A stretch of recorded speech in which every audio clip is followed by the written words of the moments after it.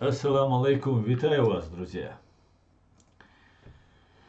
Так, сегодня 3 ноября 2023 года, с вами снова я, Аслан Арцуев, на канале в YouTube Reality, на канале в TikTok Аслан Арцуев. Ассаламу алейкум, витаю вас. Здесь звук мы не выключили, теперь выключили.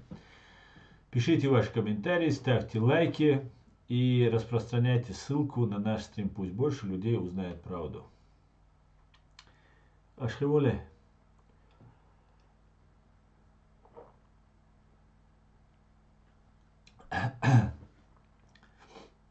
Шалом, Роман, шалом. Всех я вас приветствую, друзья. Так, ночи, бек, ва алейкум ассалам, дейлер салама шалой машва уэль Эдам хо Андро. Амаджоба Генацуали from Georgia. Слава Ичкири, героям слава, Андро. Амаджоба Генацуали. Алан Азад, привет, Аслан. Алан, витаю, дорогой демократ, ассалам алейкум, Аслан Арцуев. Чеченского флага нет в андроиде, но думают, немецкий ничем не хуже. А, ты про это. Да, совершенно верно, демократ. Алейкум ассалам. Ильдар из Небраски. Витаю. Шамиль. Всех. Алейкум салам. Всех витаю. А Шамиль у нас с Петербурга. Если что. Так. Мол хауэл, мол странник. Хауэл, молитайк. Водичка специально для тебя. Так, друзья. Давайте, как обычно, сегодня стрим у нас на русском языке. Как обычно, мы начнем с сообщения от Генерального штаба Вооруженных сил Украины. За прошедшие сутки уничтожено 850 оккупантов. Итого их цифра достигла 303 270 бандитов. 24 танка уничтожено, 24 боевые бронированные машины уничтожено, 36 артиллерийских систем, 4 РСЗО, 7 БПЛА, сбито 2 крылатые ракеты, 33 автомобильные техники и цистерны и 2 спецтехники. Ну вот вы сами видите, люди, какие ожесточенные бои происходят. Русские начали контрнаступление. Как я недавно узнал от своего друга Гарри Табаха, 7 октября террористы из Хамас совершили нападение на мирных людей, убили мирных детей, женщин, там всех, кого только можно было. А 8 октября русские террористы начали широкомасштабное наступление в Украине. И, как говорит Гарри Табах, он как специалист в этой области, он знает, что за сутки подготовить, вот если 7 они начали, то 8 русские штурмануть не могли.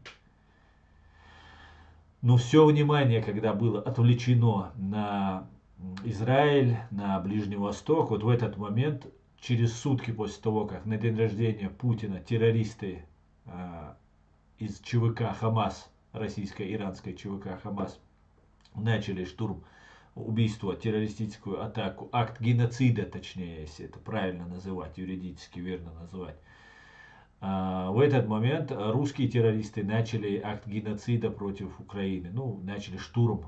Вот этот. И без сомнения это скоординированные действия, абсолютно 100% координированные действия, и украинское и российское военное командование знало о том, что на ближнюю, ну, они готовились к этому, может, не все командование знало, но вот им сказали, готовьтесь, и вот они начали к 8. Кто-то там на самом верху точно знал, что 7 октября, на день рождения Путина, террористы из российско-иранской ЧВК Хамас начнут штурмовать мирных людей в Израиле. И вот, как мы видим, 850 продолжаются эти потери. Редко день, когда 600, опускается цифра убитых, а так 850, было 1300 и так далее, и так далее. Короче говоря, в огромном количестве погибают оккупанты. Ну и, конечно же, и с нашей стороны тоже, соответственно, есть потери, но это говорит о накале, об ожесточенном боестолкновении, которое идет в Украине. И мы сейчас знаем, что Газа, населенный пункт, город Газа, окружен израильскими военными, и они прорываются к центру или уже в центре находятся, и идет методичная зачистка. Поэтому вновь и вновь хотелось бы, чтобы напомнить, чтобы быстрее эта война закончилась. Вновь и вновь призываем абсолютно справедливо ведущую оборонительную войну Израиль соблюдать международное право, быть разборчивым, хотя постоянно поступают сообщения, что пытаются быть разборчивыми, пытаются делать это все ювелирно, аккуратно и так далее. Война есть война, мы видим страшные кадры, где погибают женщины, дети, и этим манипулируют, это специально умножается, распространяется в разных этих социальных сетях террористов. Сегодня я уже окончательно убедился, что якобы чеченский Кавказ-центр, которым заведуют Удугов и другие, абсолютно протурецкие. Теперь я абсолютно убежден, что как некоторые здесь борцы с кадыровским режимом, которые являются внутренней российской антикадыровской коалицией, точно так же Кавказ-центр является абсолютно протурецким и турецким изданием на русском языке. Вот такая вот интересная деталь прослеживается вот именно с войной на Ближнем Востоке. А Кавказ-центр себя абсолютно протурецки ведет и разжигает, ну просто подстрекает к войне снова чеченцев, мусульман, что это в принципе это привычно для Кавказ-центра. Они всегда этим занимались, они также отправляли нашу молодежь в Сирию, также они начинали войну против России, якобы, да, первыми. Маулади Удугов заявлял, что мы первыми в 21 веке нападем на кафиров, что нам не нужно строить комбайны. И сразу же, как только спровоцировал поход, добровольческий поход, хотя это был добровольческий поход, но Удугов представлял это как будто нападение на кафиров, там, нападение в 21 веке на Россию, что мы вот сейчас завоюем Россию и так далее. Что, конечно же, не соответствовало действительности, у нас не было ни сил, ни возможности, мы геноцидный народ был, только переживший войну, у нас не было ни оружия, ни поддержки, ни финансов, мы только могли провести спасательную операцию и вывести дагестанских женщин, детей и стариков из-под российских бомбардировок в Чабан-Махи и Карамахи. Но Удугов сразу же смотался в Турцию и сейчас оттуда вещает и продолжает опять нагнетать и вот играть на этой религиозной теме. И знаете, я сегодня зашел на их сайт, почитал, там они рассказывают, что наша Германия, она, короче, ну там уже у нас здесь нет демократии, что мы абсолютно сатанисты, там, короче, наша власть. Запад, Америка, Германия, ну, короче, вот такая рассказывается картина, и удуговщина или турецкая удуговщина, она представляет, что здесь на Западе не понимают, что Хамас это ЧВК, российско-иранский ЧВК, что это на день рождения Путина, что это провокация. И если бы этот Кавказ-центр был бы прочеченским, да, и вот сейчас вот мы наблюдаем яростно, как он выставляется антиизраильским, таким антизападным. Если бы он был бы прочеченским, он бы нам рассказывал бы, что на день рождения Путина, ЧВК Хамас напали там и так далее. Нет, они об этом не говорят, они рассказывают, что надо нам, немцам, здесь у нас в Германии, например, нужно проводить митинги, что вот запрещают проводить митинги. А здесь на Западе поняли, понимаете, вот в чем дело. Не ведитесь вот на эту пропаганду религиозную, друзья, кто смотрит, меня сейчас слышит. Дело в том, что эта религиозная пропаганда, она используется, они играют на наших чувствах, на наших религиозных, искренних, добрых чувствах. Вот эти люди, вот эти политики, журналисты, вот эти пропагандисты, они пользуются этим.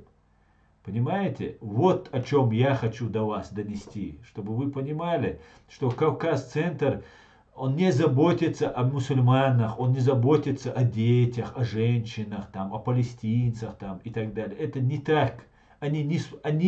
Вот этот Кавказ-центр отправлял в Сирию наших бойцов и сейчас не вспоминает, не собирает деньги, чтобы вызволить там женщин, там пленных, там в тюрьмах кто сидит. Послать им просто посылку, какую-то поддержку. Ничем они не занимаются. А именно Мавлади Удугов и его двоюродный брат, Иса, его родной брат по матери, разные отцы у них, одна мать, Иса Умаров. Вот этот Иса Умаров, он там туда ездил, в эту Турцию, в эту Сирию и так далее, и так далее. И тогда именно Кавказ-центр завлекал туда чеченскую молодежь. Потому что это выгодно было и русским, и туркам, которые борются с курдами, которые это граница там. И именно курды пропускали туда спокойно, туда, обратно не часто, но туда спокойно пропускали бойцов. Именно российские спецслужбы забирали наших бойцов, которые были рядом с Доккой, собирали их, вывозили до границы с Турцией, и турецкие спецслужбы их принимали и пропускали. Это не нужно забывать, друзья. Мы, чеченцы, в первую очередь, это должны помнить. Потому что нас использовали. Наше сопротивление уничтожалось таким образом. Докку Умарова, нашего последнего президента Чеченской республики Ичкерия, который объявил потом, самоотстранился от управления нашим государством, возглавил организацию Имарат Кавказ, его предали, его оставили одного, за редким исключением с его надежными товарищами. Оружие, товарищи, все были обманом, не обманом, по-разному выведены от его окружения. Понимаете, это нужно помнить, это наша история. Мы должны знать, кто вредил нашему сопротивлению, кто вредил нашему народу. Вот что мы должны запомнить, друзья.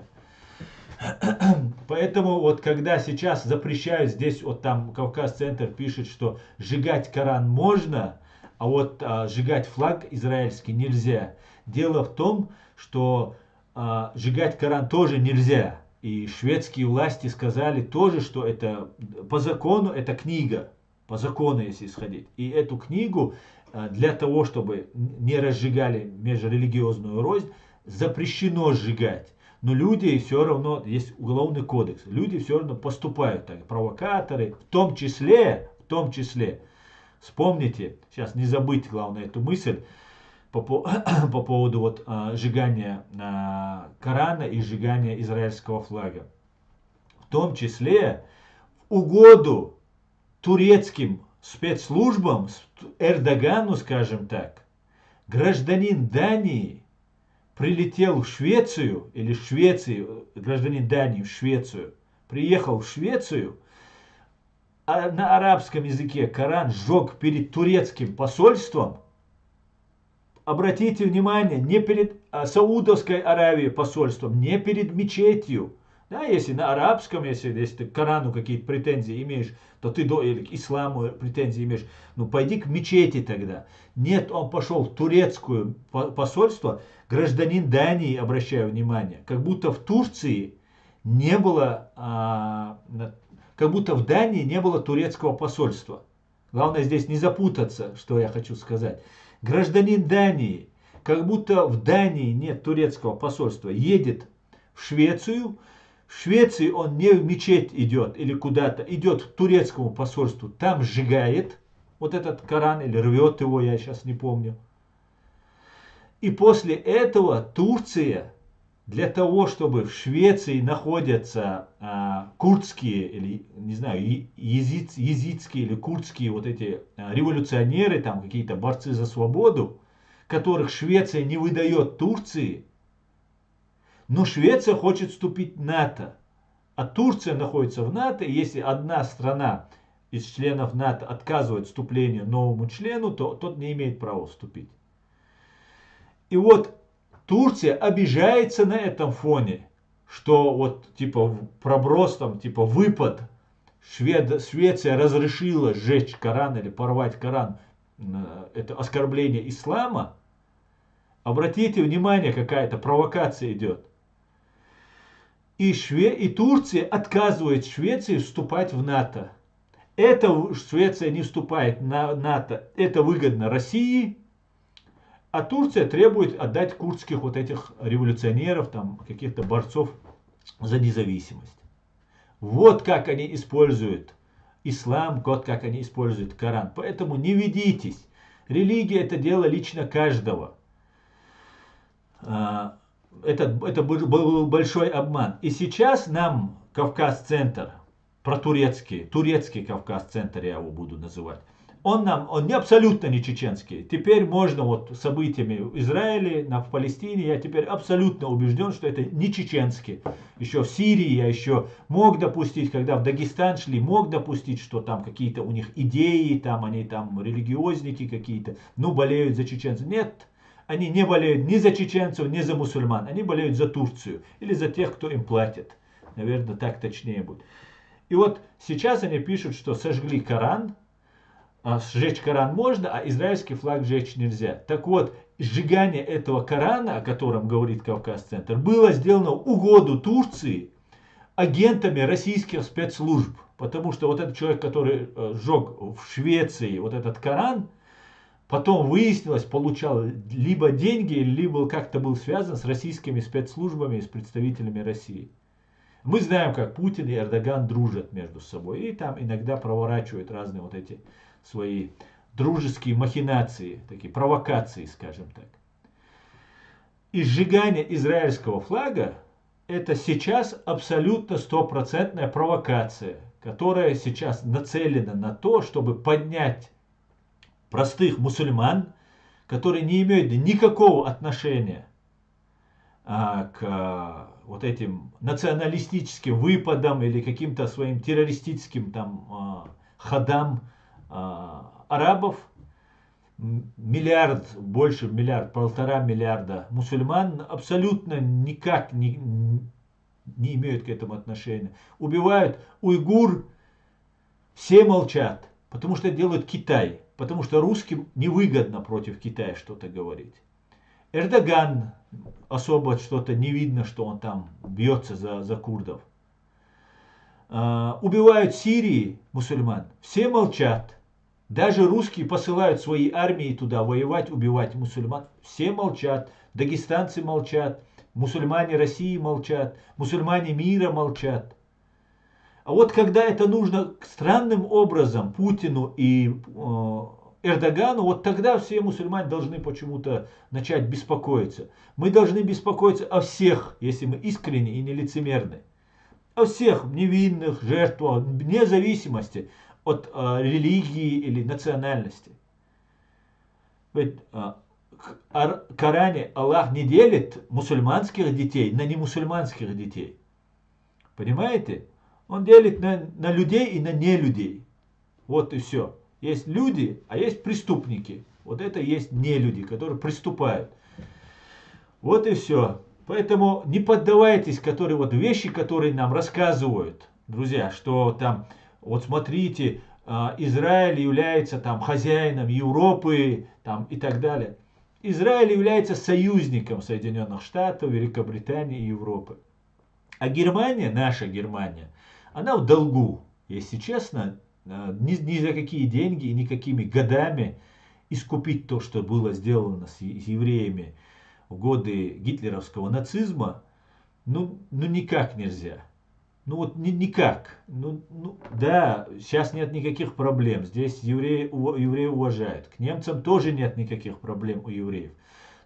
Чисто человеческое просто отношение. Представьте, что 6 миллионов евреев убить только за то, что ты еврей. Женщин, детей. Это же нельзя забыть просто так, если у вас хоть что-то человечное есть.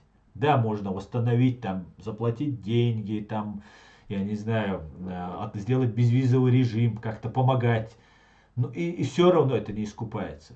Поэтому у Германии, как ответственная страна, как человечные люди, а здесь реально человечные люди. Я в своей жизни, вот я прожил в России, я не встречал более человечного режима, человечного подхода к проблеме человека, чем вот в этой Германии. У меня немного государств, с чем я могу сравнить, но вот Россию сравнивать, и Германию, ну просто небо и земля.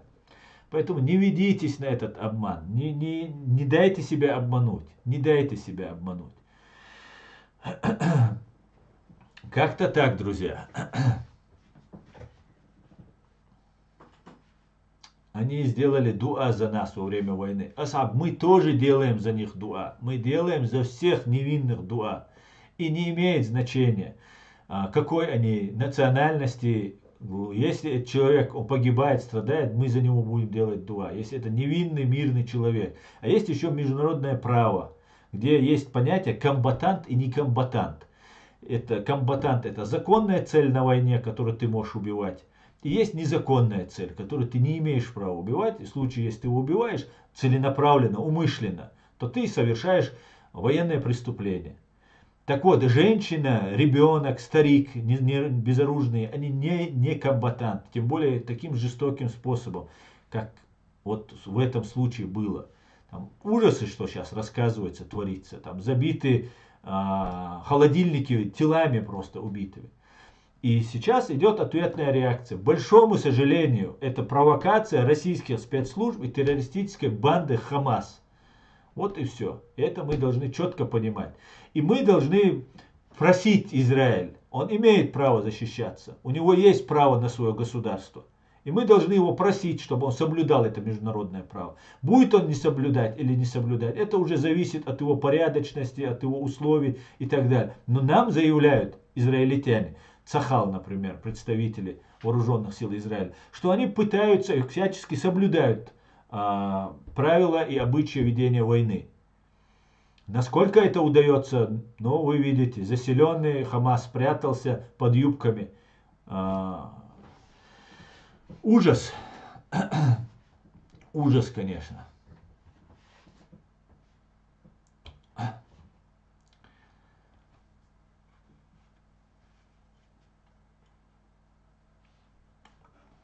Давайте, друзья, почитаю ваши комментарии. Тут появились опять эти фабрика троллей работает. Зачем вы сюда заходите, если вы не фабрика троллей? Скажите мне. Быстрее приезжай домой. Приезжай это сделай. Приезжай то сделай. Я приеду, не волнуйтесь. Когда я приеду, у меня был прапрадед. Его звали Орца. Когда он заходил в населенный пункт, стукачи выбегали из этого населенного пункта. Вот когда я буду возвращаться, вот все, кто мне пишут, вы никто не будете находиться в пределах моей досягаемости. Я вас уверяю. Понимаете? Поэтому не надо мне писать, приезжай там и так далее. Я приеду, когда вы будете как от Орца тогда бежали, так же бежать. Я вам это гарантирую. Я вам это гарантирую. Да, мулла.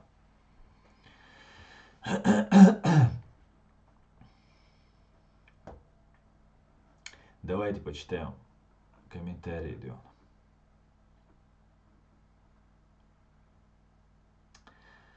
Assalamu alaikum sahabi wa alaikum assalam тим шавега кельчумелуэнек машвоэль. Эд wa алейкум салам, витаю тебя, шалом, Ичкерия, все, кого не назвал, друзья, извиняйте, всех я вас, Асланбек, всех я вас витаю, приветствую. Фри Кавказ, абсолютно, демократ. Смотри, пишут, Фри Палестин пишут. Почему вы не пишете Фри Кавказ? Почему вы не пишете Фри Дагестан? Почему не пишете там Фри еще что-то? А? Ну почему вы же сами холопы, окружены, оккупированы? У вас вы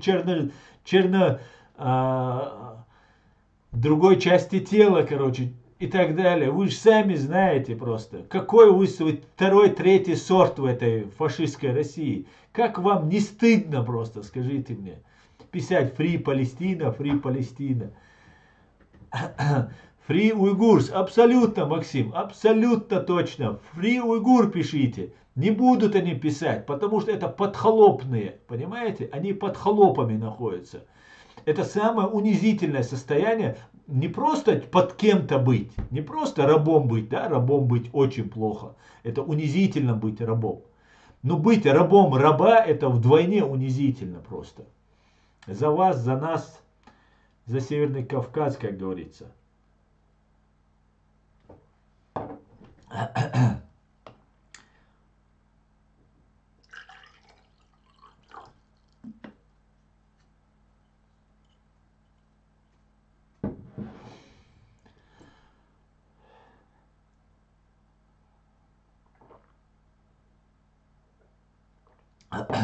смотрите, набежала фабрика тролля. Они ждут просто, пока я войду.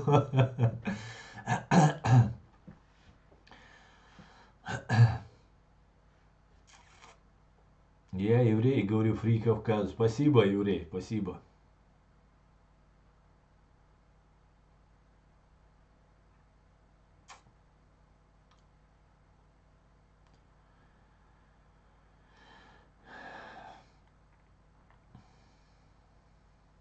Салам алейкум, Лек, Баку. Фри Америка. Америка свободная. Америка.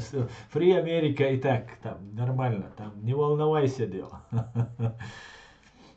Там только региональная война, да. Нет никакого доверия Кавказа. Да, совершенно верно. Палестина внутреннее дело Израиля. Совершенно верно, Амзат. Палестина внутреннее дело Израиля. При всем при этом, даже то, что это внутреннее дело Израиля, я призываю вновь и вновь. Я призываю просто Израиль соблюдать международное право. Пожалуйста, передайте всем, что мы просим, чтобы были выборочно, аккуратно все делалось. Вы имеете право защищаться. Это ваше внутреннее дело. Но при всем при этом мы призываем, как правозащитники, призываем к тому, чтобы соблюдалось международное право.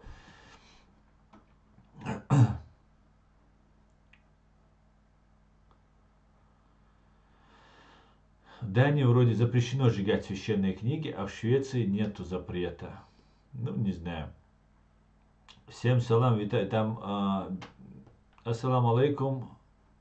Ва алейкум ассалам. Эрдоган, Казахстане. Да?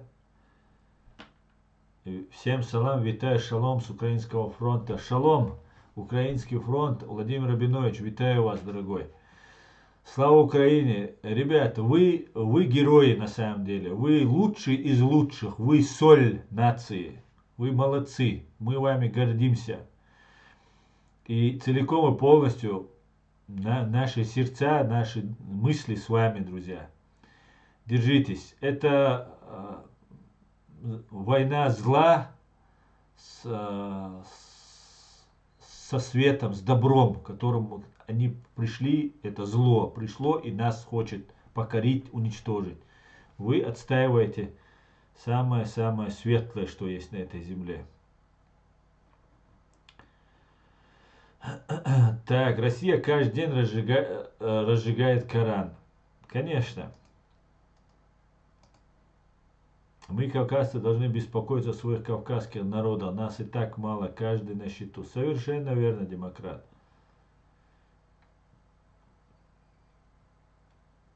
Асан, странно, что многие из чеченцев, кто против Израиля, не помнят, что Джохар Дудаев хорошо относился к Израилю. В основном, Алан, на самом деле очень многие чеченцы вообще не принимают участие. Вот кого вы видите, вот сюда заходят, вот вы обратите внимание, они в YouTube не так часто пишут, они пишут в TikTok. Потому что в TikTok это китайский, и здесь отследить эту фабрику троллей не так удачно. Потому что если же мой канал будет подвергаться там, массовой атаке троллей в YouTube, то YouTube это обнаружит и мне может там какую-то там льготу предоставить. Сказать, этот канал, видите, атакуют. И поэтому они атакуют, вот обратите внимание, уже который день, они уже вот 7 декабря, они атакуют вот здесь меня, в этом. Ну, они и ранее меня атаковали, но потом, после 7 октября, как я поддержал Израиль, они начали очень массированно здесь атаковать. Поэтому в основном чеченцы вообще ничего не пишут. Вы должны это понять. Просто поверьте мне, вот я вам никогда не врал. Поверьте мне вот в этом случае, хотя бы в этом случае. Потому что чеченцы находятся как хуже, чем в Северной Корее. В Северную Корею хотя бы мы знаем, что так. А про Ичкерию, про чеченцев нам рассказывают, что там все отлично, все идеально там. И все там это какой-то полноценный какой-то субъект фашистской России. И там даже все лучше, чем в других регионах. Это не так. Чеченцы вообще свое мнение не высказывают. И я сам призываю их, не высказывайте свое мнение, кто находится в Чеченской Республике. Конечно же, есть полезные идиоты. И есть люди, которые а, относятся отрицательно к Израилю. Это факт. Это я отрицать тоже не буду. Но по большей части, подавляющее, 90%, вот тот, кто пишет, это фабрика троллей. В основном все чеченцы вот смотрят вот эти, то, что мне пишут, и сами в недоумении. Мне звонят, мне чеченцы, и мне на WhatsApp, и выражают мне поддержку. Они сюда не пишут, а звонят мне в личку и мне говорят: Аслан, молодец, ты правильно все делаешь, держись, нам евреи ничего плохого не сделали, никогда не было. Но надо учитывать, что 5%, 10%, какой-то процент, они есть. И вот чаще всего это люди, которые пророссийские, подхолопные, как я их называю, подхолопники. Вот эти подхолопники есть. Им говорит партия, вот держимся антисемитской линии, вот они держатся. Они не знают, где Израиль находится, где Палестина, что там такое. Им сказали, вот нужно, вот они этого и придерживаются. Вот чтобы было понятно. Если чеченцам дали свободно говорить, думать, выражать свое мнение, то никаких вопросов не было бы. И все придерживались бы. Ну, конечно, какой-то процент, может, и остался бы антисемитский, потому что есть процент еще с советских времен, эта пропаганда ведется, что арабский народ Палестины борется за свободу, а сионисты, они такие плохие, сяки. И каждый чеченец в той или иной степени подвергался этой пропаганде, и я подвергался этой пропаганде. И все мы это видели, пока вот ты не начинаешь изучать вопрос и разбираться во всем. Кому это нужно, кто за этим стоит, какие тут вопросы стоят там, и так далее, и так далее. И ты видишь массу манипуляций, там, Аль-Акса, там, религия, там, примешивается арабскому национализму, арабскому там, какому-то там территориальному спору какому-то примешивается. Ну, все, чтобы втянуть нас во все это. Поэтому я со всей ответственностью заявляю, чеченцы, 90% чеченцев абсолютно не антисемиты, просто они даже мне свое мнение здесь про чеченцев не говорят. Понимаете? У нас положение, вы даже не представляете, вы все, и украинцы, и евреи, и все остальные, вы, скажем так, кто спал, а кто словом или мыслями, там, сочувствием помогал нас уничтожать. Вот это вам правда тоже. И вы тоже находились в этой пропаганде. И теперь украинцы, когда извиняются, когда говорят, мы теперь поняли, мы теперь это видим, третье, десятое, теперь, ну, я это понимаю прекрасно, понимаю, как работает эта пропаганда. Именно поэтому я пытаюсь аккуратненько до чеченцев донести, чтобы они меня не выводили из моей чеченскости. Меня сразу исключают из чеченскости. Стоит мне там сказать. Фабрика троллей делает, другие, третьи, разные там делают. Из религии меня выводят, что я не мусульманин, третье, десятое. Я чеченец, я мусульманин. И я считаю, абсолютно Израиль имеет право на свое государство и имеет право защищать свой народ и свое государство. Вот и все. И опять же, одновременно с этим призываю соблюдать международное право. Быть разборчивыми в ударах там. Хотя есть война, страшная война. И командиру важны свои солдаты, а не там люди, которые напротив. Даже если там находится мирное население. Особенно такое плотное население. Просто, ну, все это очевидно. Просто посмотрите, как реагируют арабские страны. Не получилось у русских поднять вот эту бучу, волну вот эту, которую они планировали поднять. Слава Богу, не получилось. Мусульмане не дураки. Мусульмане не дураки. Чеченцы оказались молодцами. Я горжусь чеченцами. Тоже не стали подвергаться. Вот то, что фабрика троллей, они будут писать. Там кафир, мушрик, там, еврей, там, всякое там, что на меня там, пытаясь объяснить мой шаг. А мой шаг простой. Я за справедливость. Я поддерживаю тот, кто прав. Были бы евреи неправы, я вам клянусь, я бы сказал бы прямо, евреи неправы в этом случае. И это нисколько не остановило бы меня. Но в этом случае евреи правы, я должен это сказать. Кому это нравится или не нравится, мне по барабану. Эти люди, я уже 4 года, больше 4 лет сижу здесь и занимаюсь организацией чеченского гражданского общества. Спасибо за подарки, Аленка, всем спасибо. И я хочу сказать, что я этих людей по защите прав чеченцев не видел. Я каждый день или через день провожу стримы, я общаюсь с огромным количеством людей. Я помогаю многим писать документы в разные инстанции. Ну, много чего я успел уже здесь увидеть, услышать.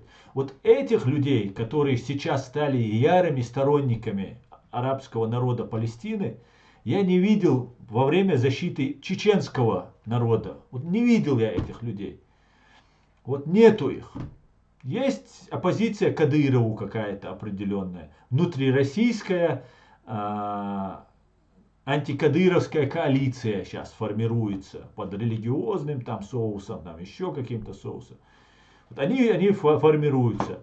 А вот защиты чеченцев, врагов фашистской России, ну вот что-то маловато я вижу здесь. Есть, конечно, но нас очень мало. Я знаю всех в лицо и поименно. А вот этих всех из фабрики троллей я вот, к сожалению, не вижу на защите чеченского народа, постгеноцидного чеченского народа. Как-то так. Так. Ну давайте. Удачи, Аслан, во всем, в твоей нелегкой работе. Всегда лайк. Спасибо, Василиус. Спасибо, дорогой. Я уверен, что Путин и Хамас, когда приехали в Кремль, смотрели на те беспорядки, и Путин говорил, что мы вот вас уважаем. А что говорят дагестанцы с UFC? Не знаю. Так, куда делись все комментарии? Я перемотал. 300 тысяч хробокив отправленных на концерт Кобзона. Да.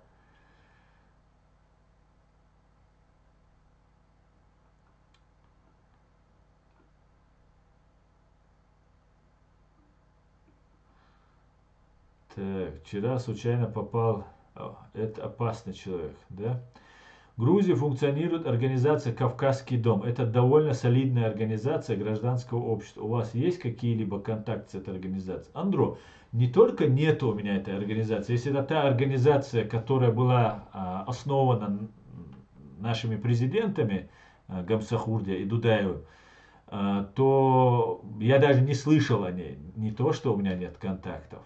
И было бы отлично с этими людьми нам скоординироваться. Если это те, не симулятор какой-нибудь, который я уже, знаете, Андрей, я никому не верю. Ну, никому, конечно, это я так условно говорю. Есть у меня очень доверенные люди, которым я доверяю 100%. Но вот очень сейчас разборчив стал. Вообще. Поэтому, если что, на меня не обижайтесь, друзья. Если я вам не ответил, или если я как-то повел с вами как-то настороженно, понимаете, что у меня есть на это миллион просто оснований. Миллион просто.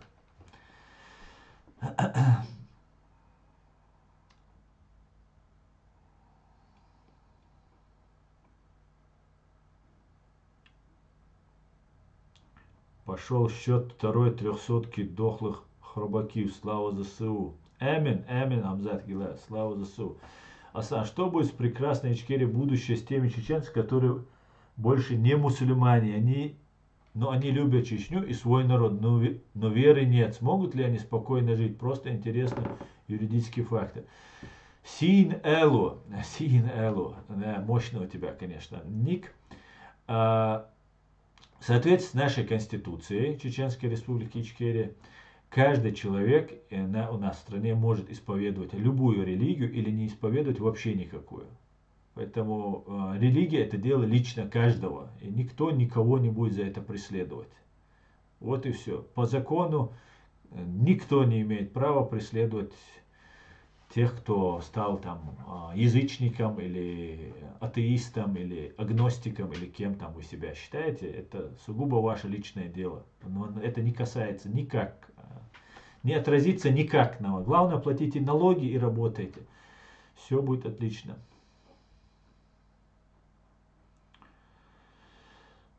Сейчас опасно делать антиизраильские войска. Европа увидит, скажет, да ну на, легче с Путиным договориться, чем с дикарями.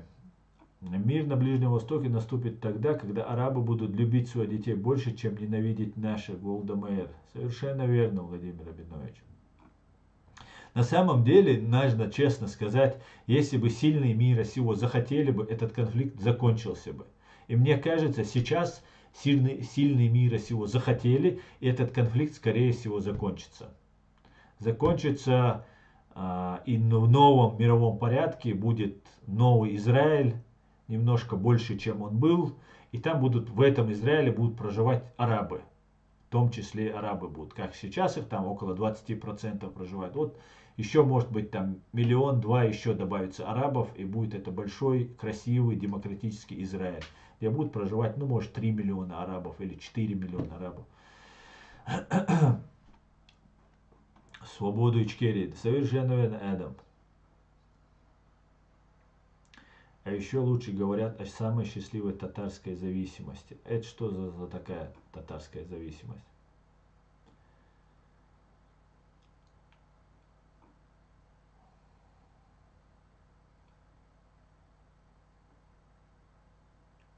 А еще мы будем пить хороший кофе в твоем офисе в Джахаре, в свободной Ичкерии. Да, Владимир, дай Бог, Владимир, дай Бог, дай Бог.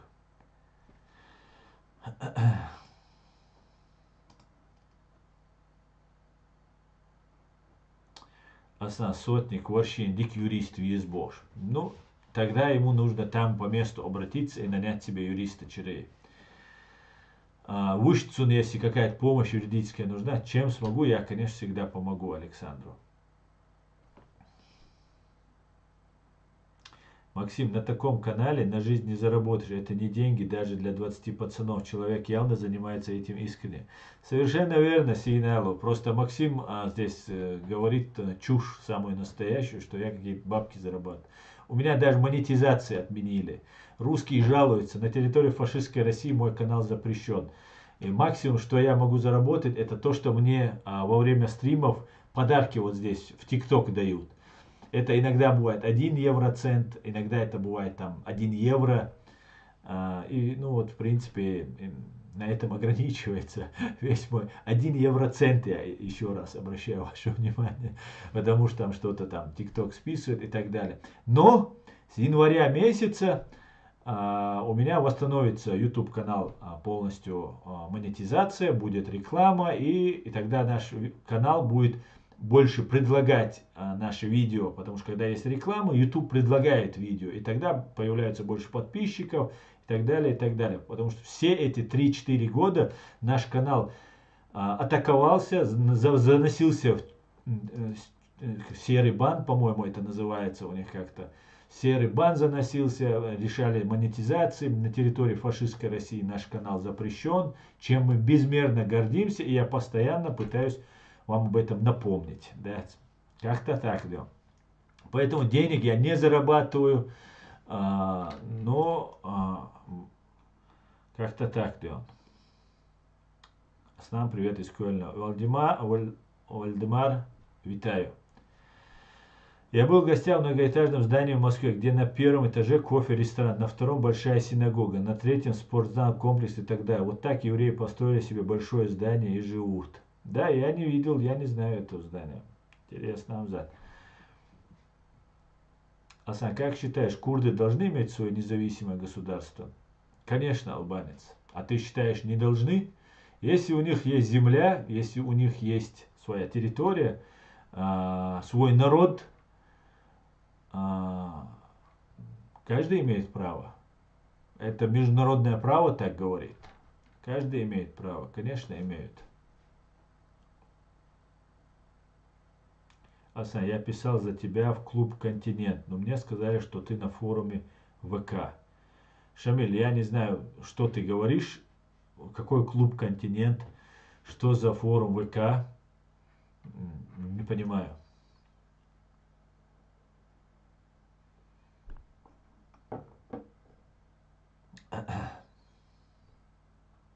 Конечно, могут курды иметь государство. А почему не могут?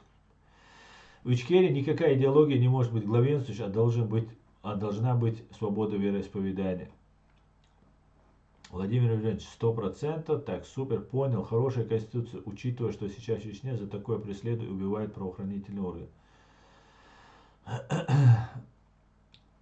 Ясно. Ну, вроде евреи друзья Гарри Табаха, но они тебя не понимают. У них все друзья, а у тебя реальность. Они тебя не понимают. Не знаю о чем ты. Что я опять не понял тебя. У меня реальность. Мы говорим правду. Onnochumot amen, bo mems amenak, sanenu zu amenak, so onnochumot. Нейн мот ошхазион. Так ты и живи тогда с хорошей демократической Россией будущего. Так ты и живи тогда в хорошей демократии. Это ты мне стресс?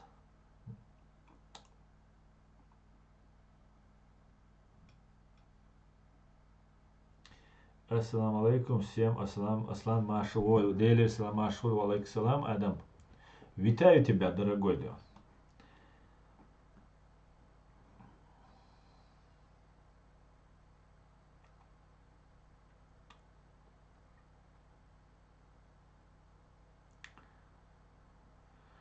Почему тогда Палестина не может иметь страну? Нет, ты не прав. Вот в том-то и дело, видите, вы пишете Free Palestina. Но дело в том, что вы должны Free Palestina, свободу Палестины никто не отнимал. Вот в чем вопрос. В 1947 году, когда Израиль объявил свое государство, на него напали. Вернее, в 1948 году на него напали. В 1947 году Британия ушла и сказала, ну стройте арабское и свое еврейское государство. Арабы с этим не согласились. Вопрос о существовании арабского государства даже не обсуждался никем, потому что никто не оспаривал его. Вопрос в том, что Израиль евреям не разрешали арабы. Они отказывались иметь соседа еврея. Вот в чем вопрос, понимаете? И все. А кто отказывал арабам строить свое государство? Они объединились в маленькое слабое государство. Помните, как Джахар Дудаев рассказывал? Когда Россия напала на Чечню, он привел такой пример. Говорит, идет муравей, его спрашивают, хромает весь такой. Ему говорит, Мурик, что с тобой? Он говорит, да вот, хотел сверчка отведать. Сверчок такой, есть, да, насекомое. Да на окурок нарвался. Вот так же Россия хотела там по-легкому на Чечню напасть, но вот не получилось у нее. Вот то же самое арабы посчитали. Как русский мир посчитал, что Чечня легкая добыча, так же и арабский мир посчитал евреев легкой добычей. Да вот обожглись немножко, понимаете? Вот вопрос стоит. Если бы эти арабы не говорили бы, что Израиль не имеет права существовать, они бы давно поделились бы, договорились бы там. История, конечно, не имеет сослагательного наклонения, но факт есть факт. Вот документы, история, вот, которая есть, нам говорит о том, что евреи не нападали ни на кого. Понимаете? Вот в чем весь фокус-покус. Ты политик, ты откуда знаешь, как это, что как было? Я изучаю вопрос, я интересуюсь, разные источники, не только евреев слушаю, из разных источников копаю информацию. У нас интернет есть, 21 век, друзья. Кстати, евреями изобретен тот же Google, тот же там, я не знаю, айфоны, майфоны. Тоже понимать надо, ребят. Великобритания виновата по факту. Да, все виноваты, кроме русских и террористов. Вот все виноваты.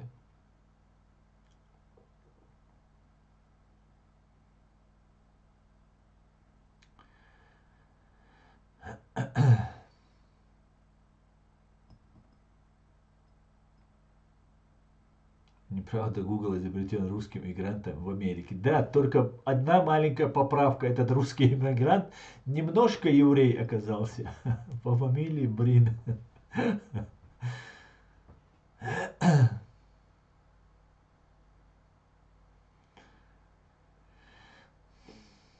В мире не было страны Палестины. Да, не было, никогда страны Палестины не было. Но вот хотели построить два государства. Еврейское, вот ООН согласился, англичане согласились. Но вот арабы не согласились, понимаете? Вот вся проблема. И сделали из евреев нацию воинов теперь. Вот за 47-8 года они воюют. Сколько уже? 80 лет, 70 лет они воюют. 75 лет они уже воюют. Представьте себе. 75 лет это 3 поколения. У них все служат, и мужчины, и женщины, все умеют пользоваться оружием. Население уже 10 миллионов. А начинали они там с миллиона, со скольких там. Это нация воин уже. Понимаете? У них супер современное оружие, у них супер современная медицина, у них супер поддержка во всем мире. Хватит уже одно и то же, одно и то же. 5 раз предлагали им создать. Государство вы имеете в виду, да, 5 раз? Ну вот не захотели. Под английским, британским мандатом жить они хотели. Под османами жить они хотели. А вот по соседству со своими двоюродными братьями, евреями, они не захотели. Ну вот и весь сыр-бор. Вот и весь сыр-бор. А войну, я закидывал специально ролик, вырезанный кусочек у меня здесь в ТикТоке, о чем говорит Джахар. Он вспоминает, что там про сицилийскую мафию сперва была, оскомину наело оставили, потом еврейский сионизм, тоже все зло делалось и прикрывалось, вот это все еврейский сионизм там, и так далее, и так далее. Потом появился чеченский терроризм, чеченский там бандитизм там, или радикализм там, и так далее. И это тоже сейчас мы уже перебороли. Понимаете? И он говорит, есть чеченская такая пословица. Войну останавливает война. Понимаете? И он там говорит, вот та жестокость, которую русские нам принесли, ее можно остановить только этой жестокостью. 1300 человек заходят и вырезают просто, в прямом смысле слова, устраивается акт геноцида. Что им делать? Я не одобряю, чтобы они убивали женщин, детей. Категорически я против этого. Но что им делать, скажите? Как? Война останавливается войной. Это чеченская пословица, это истина, которую мы все прекрасно знаем. Что им делать? Поднять лапки и сказать, все, мы сдаемся, давайте, вырезайте нас? Никогда они этого не скажут. Никогда. Понимаете? Нация воин. Чечня тоже нация воин. Абсолютно Залищук. Залещак Владимир. Абсолютно. Чеченцы, конечно, мы нация воин. Евреи 75 лет воюют. Мы 400, уже 50 лет воюем. Конечно, мы нация воин. И у нас в нашем полку прибыло, как говорится. Будете воду?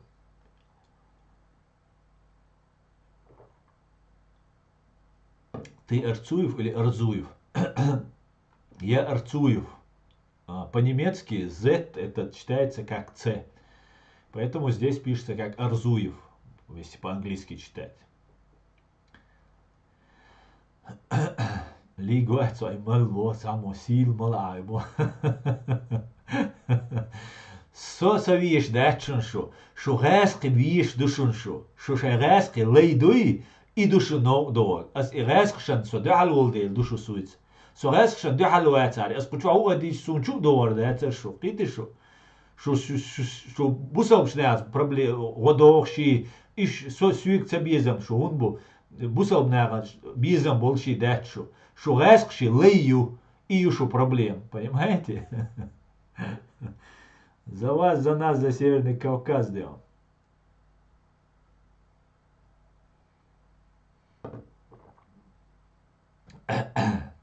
I'm Чечен, Дагестане.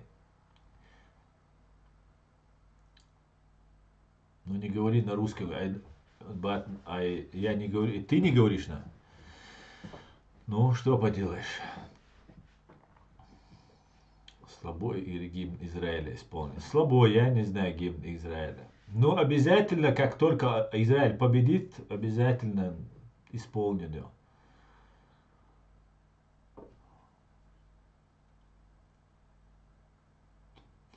Муслим, my friend. Что значит мусульмане мои друзья? Русские мусульмане твои друзья? Я не понял, что ты хочешь написать.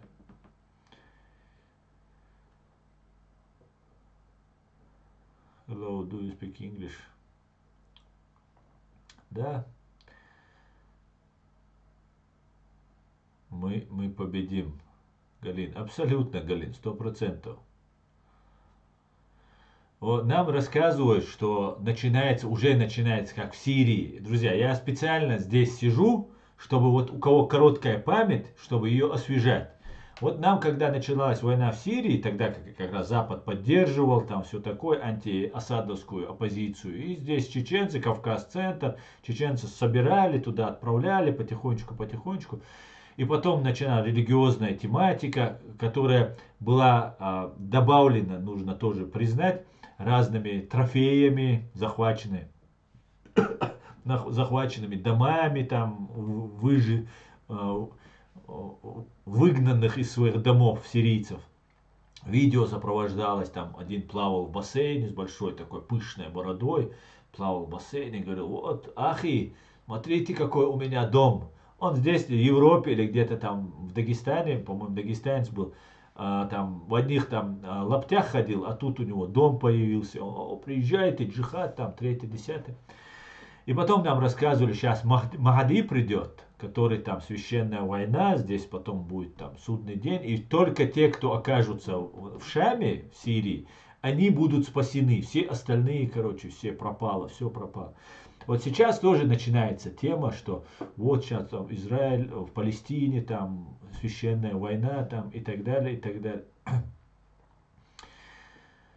Абсолютно, я вот еще раз напоминаю, абсолютно это обман. Знаете почему?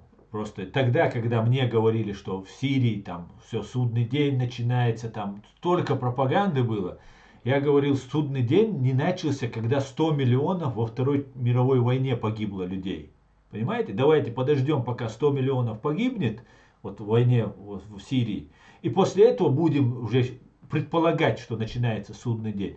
Поэтому давайте немножко историю смотреть. И вот сейчас нам рассказывают, что вот там начинается священная джихад, священная война и так далее. Во-первых, это не священная война. Священная война мусульман, а я считаю, мусульмане это самые миролюбивые, самые добрые люди на земле. Священная война не может начаться с того, что вы убиваете безоружных женщин, детей и стариков. Не может быть. Это исключено. Господь наш, Аллах, Бог, Он не может начать священную войну с того, что вы убили женщин, спаривали беременным женщинам животы. За это не может так начаться. Поэтому забудьте, что какой-то Махди придет, какая-то священная война будет. Не будет этого. Не будет. Скорее всего, просто сектора газа не будет. И все. И вот на этом все закончится. И террористическая банда ФСБ, КГБ СССР будет осуждена. Как когда-то был Нюрнбергский процесс. Вот так же будет осуждена террористическая банда КГБ СССР. Вот как я это вижу.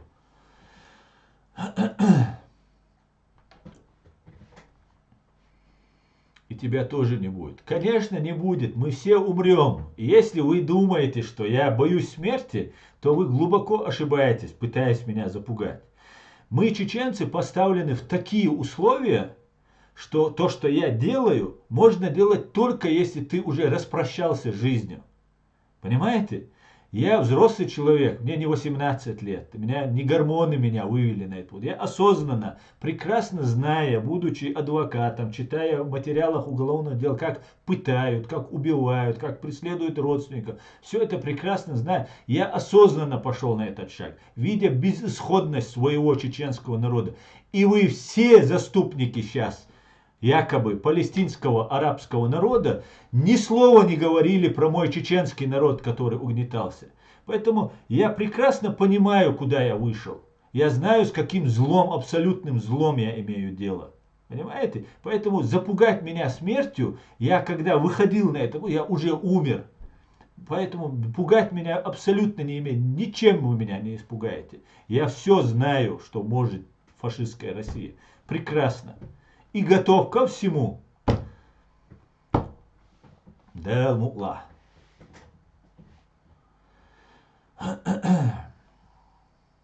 Бисмиллахи рахмани рахим. Ашмоли.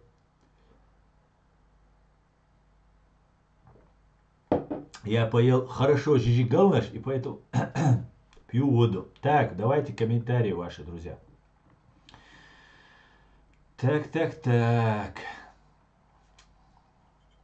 أصلا سون ديك يوز يوخا بيش والله ويماش دولش تصحى غاز يتمجردات يمجوش يلشارع ويبتشالقا أرخلي на политический ислам не должен, вообще религия, политика должны быть отделены. Это строгое правило, это не мое правило, это придумано не мной, это человечество выработало. И это христианство всех достало просто на протяжении всех веков. И вот так же все религии всегда достают. Поэтому это между тобой и Богом. Хорошо управлять через религию людьми. Поэтому обязательно появляются вот эти лицемеры, которые используют религию. Поэтому если ты молишься Богу, пожалуйста, ты и Бог. Все, тебе никто не нужен. Тебе не нужно для этого управлять там целыми городами, государствами, и так, армиями и так далее. Ты молишься, Бог тебе отвечает или не отвечает. Это твое личное, это интимное. Вот и все. От этого уже человечество уже давно поняло, что только бардак из этого, только кровь и война из этого получается. Поэтому религия строго должна отделена от государства. Государство, политика – это грязная, сложная вещь. Религия – это священное, святое и так далее. Все, молишься, занимаешься своими богоугодными делами, пожалуйста. Поэтому, а тот государство юхивается еще. Религиозники, это не значит, что у нас не должны быть верующие там в религии, в государстве. Конечно, мы все верующие люди. Ну, почти все. И поэтому совершенно согласен. Не нужно религию вмешивать в политику. Разваливается Рашка, исчезнут Хамасы, Ираны. Все народы будут свободными, зла не будет на земле. Верьте ЗСУ, помогайте ЗСУ. Совершенно верно. Слава ЗСУ. Абсолютно. Абсолютно так.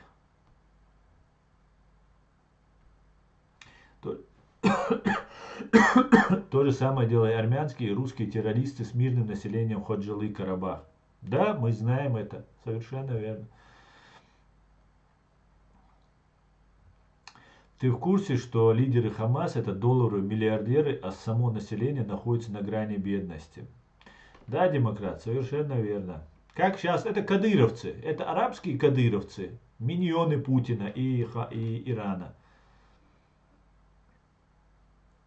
Ассаламу алейкум. Они родные братья, только матери разные. Ахмед Хабуев. Ты, наверное, про Удугова и Умарова, наверное. Алейкум ассалам. Да, я, по-моему, так сказал.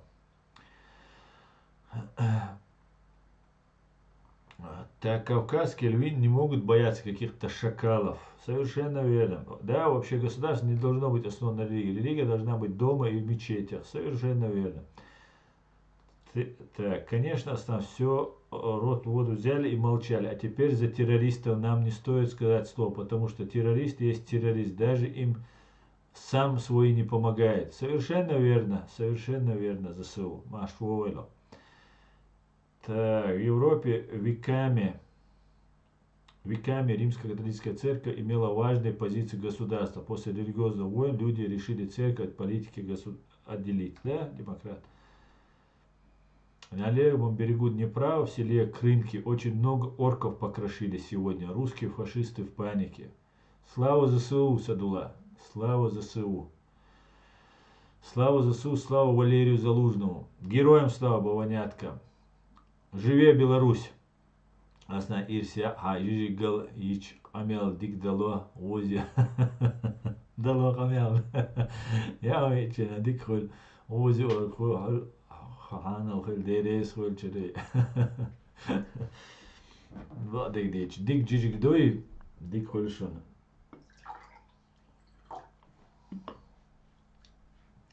Тот Азербайджан в таком состоянии был, что такой поддержки не было. Да, ты похож внешне на Дудаева.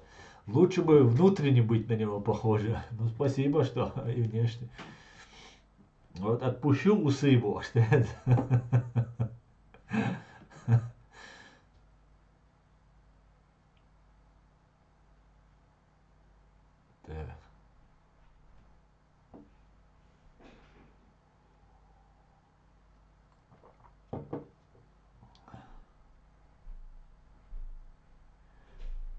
О, Селан, а комментарий язи?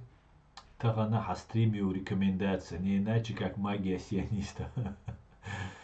Да, Али, Машуойло. Асан, и освобождение Ичкери Мухирю Аль-Хиетон через войну или нет? Сюекача, на мой взгляд, освобождение Ичкерии должно произойти политическим правовым путем, потому что воевать ради того, чтобы воевать, это никому не интересно. И весь мир, который нас оставил один на один с людоедом в одной клетке,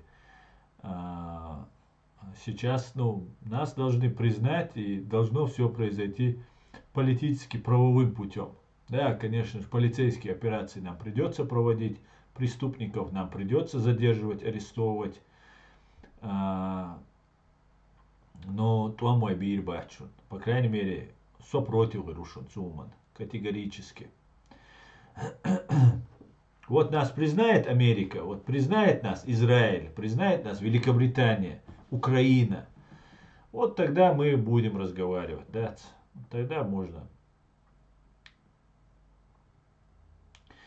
Да, вы абсолютно правы, не стоит никому доверять. В данный момент в Грузии тоже смута. Это не организация Гамсахурду, это не правительственная организация. У нее есть свой канал YouTube. Ну, я не знал про нее, будем смотреть. Но если, я надеюсь, она не новая, не вчера появилась, Андро, когда она появилась. Я посмотрю обязательно. Живи вечно, дякую. Так, Бонин, считаю, шановні, приветствую, Георгий, я вас тоже витаю, свободочки, героям свободу, спасибо. Отрасти усы и надень шляпу. Да, шляпа есть, будем носить, соломенная, правда.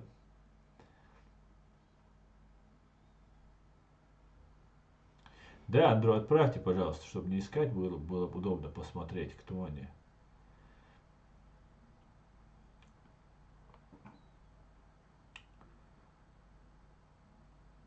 Не для вашего дела, Андро, а для нашего дела.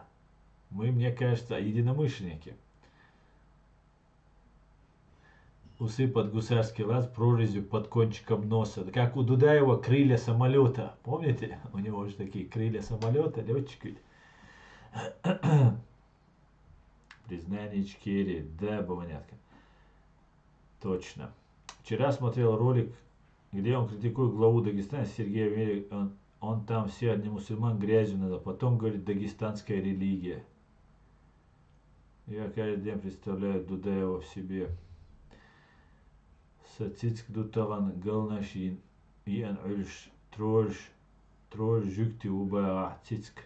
Цицкан цемойш тиль чудерти. Да. Справедливый человек, да, безусловно, но свою значимость слишком возвышает. И это про то, что в Азербайджане происходит, про то, что это не мне. Я не думаю, что мы здесь только не станем плачущие. Так, Саудовская Аравия по праву считается 51-м штатом. Так, ассаламу алейкум, витаю вас, друзья. Ва алейкум ассалам. Витаю, дорогой. Аслан салам маршал ду астрир. Дели салам маршал уиль астрир. Что еще? Насчет религии совершенно верно. Должна быть отдельно от государства. Да.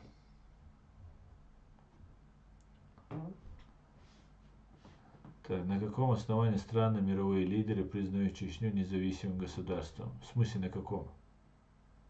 Что значит на каком?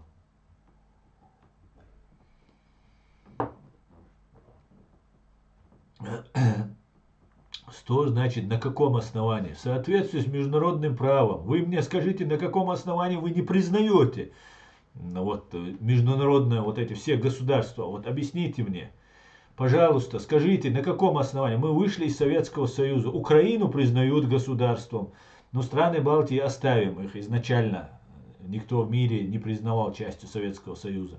Грузию признают независимым государством. На каком основании Чеченскую республику Ичкерия, которая вышла из Советского Союза по факту развала, просто перестания существования, по факту прекращения существования фашистского Советского Союза, На каком основании нам отказывают в праве на свою государственность? Я просто не знаю. Мы никогда не входили в Российскую Федерацию. Мы даже в Советский Союз не входили никогда.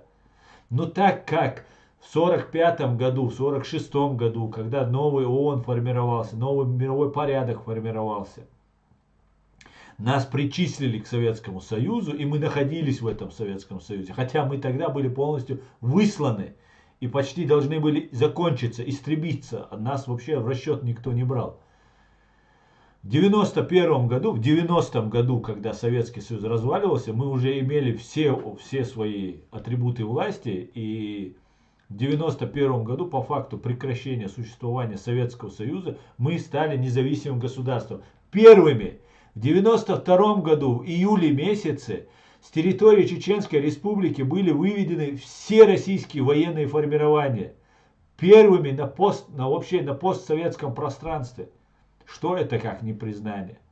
Наша единственная проблема в том, что мы оказались самыми маленькими, и Россия посчитала, что мы самые слабые, чтобы начать с нас восстановление своей великой новой неоимперии. Вот вся наша беда в этом заключается. Следующая стала Грузия, потом стала Украина, дальше станет Казахстан, там еще по плану их, если у них все пойдет. Вот и все. Я не понимаю, вот когда вы такие вещи говорите, вы вообще не в теме, что ли? Вы понимаете, что весь мир нас предал? Весь мир нарушил международное право, весь мир абсолютно лицемерно закрыл глаза на геноцид чеченского народа. Вы это понимаете? Или вы до сих пор еще не поняли? Или вы думаете, что мы реально какие-то мятежники, сепаратисты, которые хотели отделиться от какой-то великой России и так далее? Мы никогда не входили. Покажите один документ, подтверждающий, что мы часть фашистской России, Российской Федерации новой. Нету ее.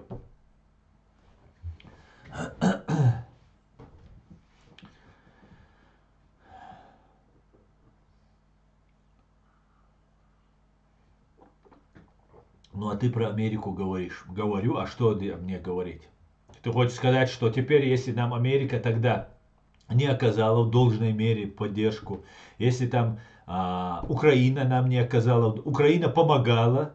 Вы знаете, что украинцы там участвовали в войне не только на нашей стороне, но и на российской стороне участвовали. И что мне теперь сказать? Все, я Украину плюю, на весь Запад плюю. Ну, мир такой суровый. Я надеюсь, что эти люди, новые люди, это уже многие ушли из политики, появятся новые люди, которые посчитают себя виноватыми, в долгу перед чеченцами, что вот нужно, что все-таки этого зверя бешеного, фашистского, нужно остановить. И уже его останавливают, его остановят.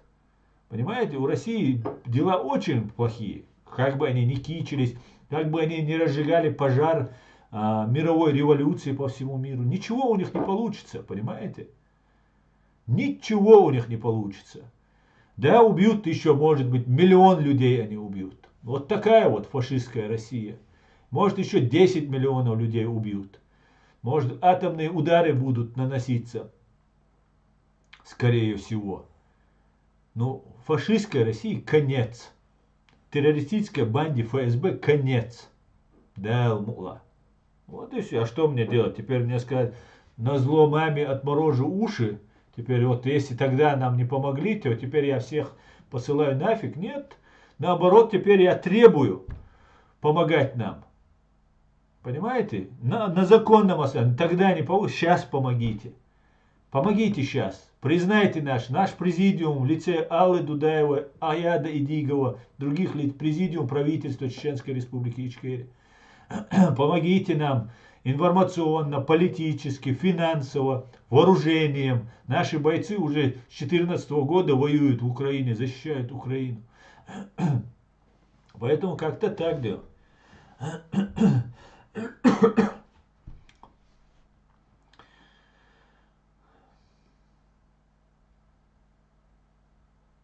Мне кажется, что столько лет мир боится, что ядерное оружие СССР и России кажется в руках непонятно кого, и поэтому они столько лет закрывали глаза, но оказалось, безумцы не те, о ком они думали.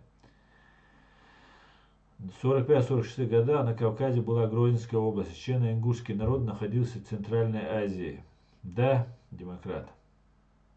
Нужна поддержка от англосаксонского мира. Да, демократ. Асан, как работал Тузик замначальником очистки по Булгакову?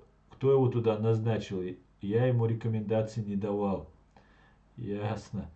Желаем победы Украины, слава Украине, живи навеки вечная Ичкерия, Господи, благослови Америку и Израиль сила. Адам, ты конкретен, Дион, конкретен. Нас окружили, значит от нас никто не уйдет. Да, Самбек. Русский добровольческий корпус анонсировал лоты для аукциона форума «Свободной России» в Вильнюсе. Тем временем с мероприятия выгнали Илью Пономарева. Да, за что? Справедливый человек, ты смотри, очень в курсе темы, да? Это совковая пропаганда всему миру внушала, называя ваших героев-патриотов террористами, что и делают до сих пор симонянские пометы по отношению уже к другим народам. Совершенно верно, Блоди Шеферд. Совершенно верно.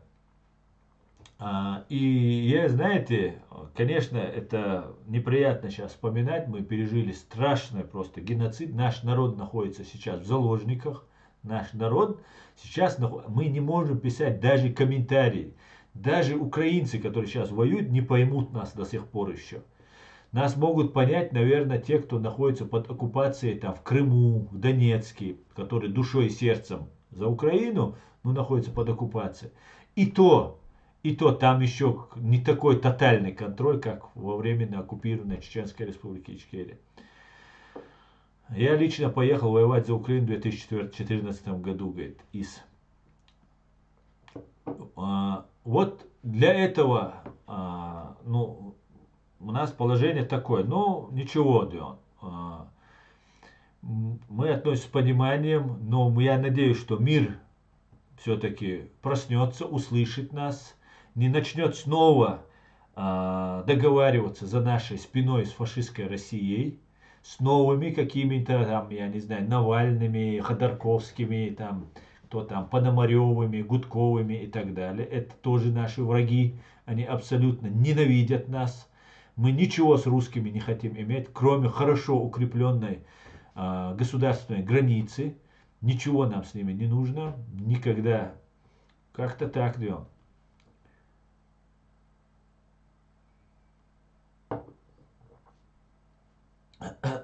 Так. Вы справедливо все разложили по полочкам. Спасибо, барон. Барон, да, по-моему, правильно прочитал. У чеченцев в заложниках. Кто у чеченцев в заложниках? Вы о чем? Вы о чем тут?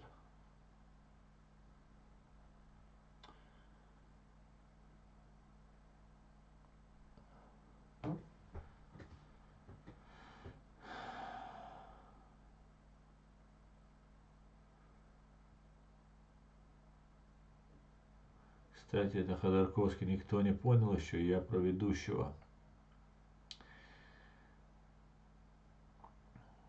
Так, Батсони Али Алиев, Вовки, Дикна Батсони, русский добровольский.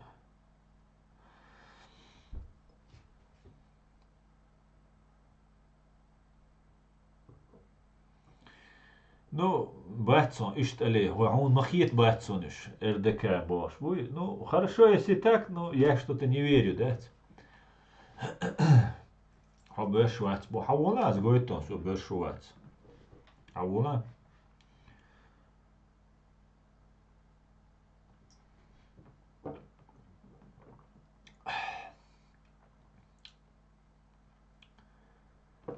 Бешвац, то.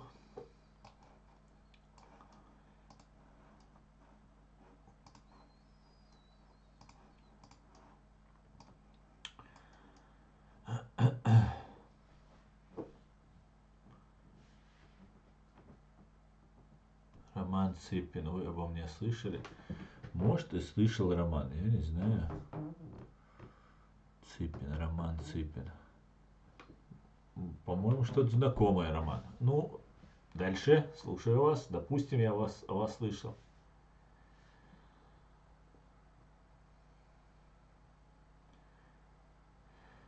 Нормальный старик, почему ты против правительства Ичкерии, Стингер 95? Во-первых, Стингер 95. 95 это российский номер, который тебе дали. Во-вторых, кто тебе сказал, что я против правительства? Я только за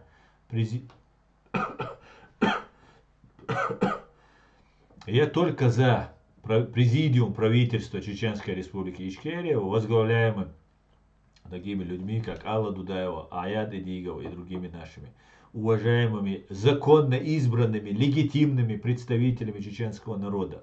Только за. Я против самозванцев, которые пытаются продать нашу Ичкерию. Да?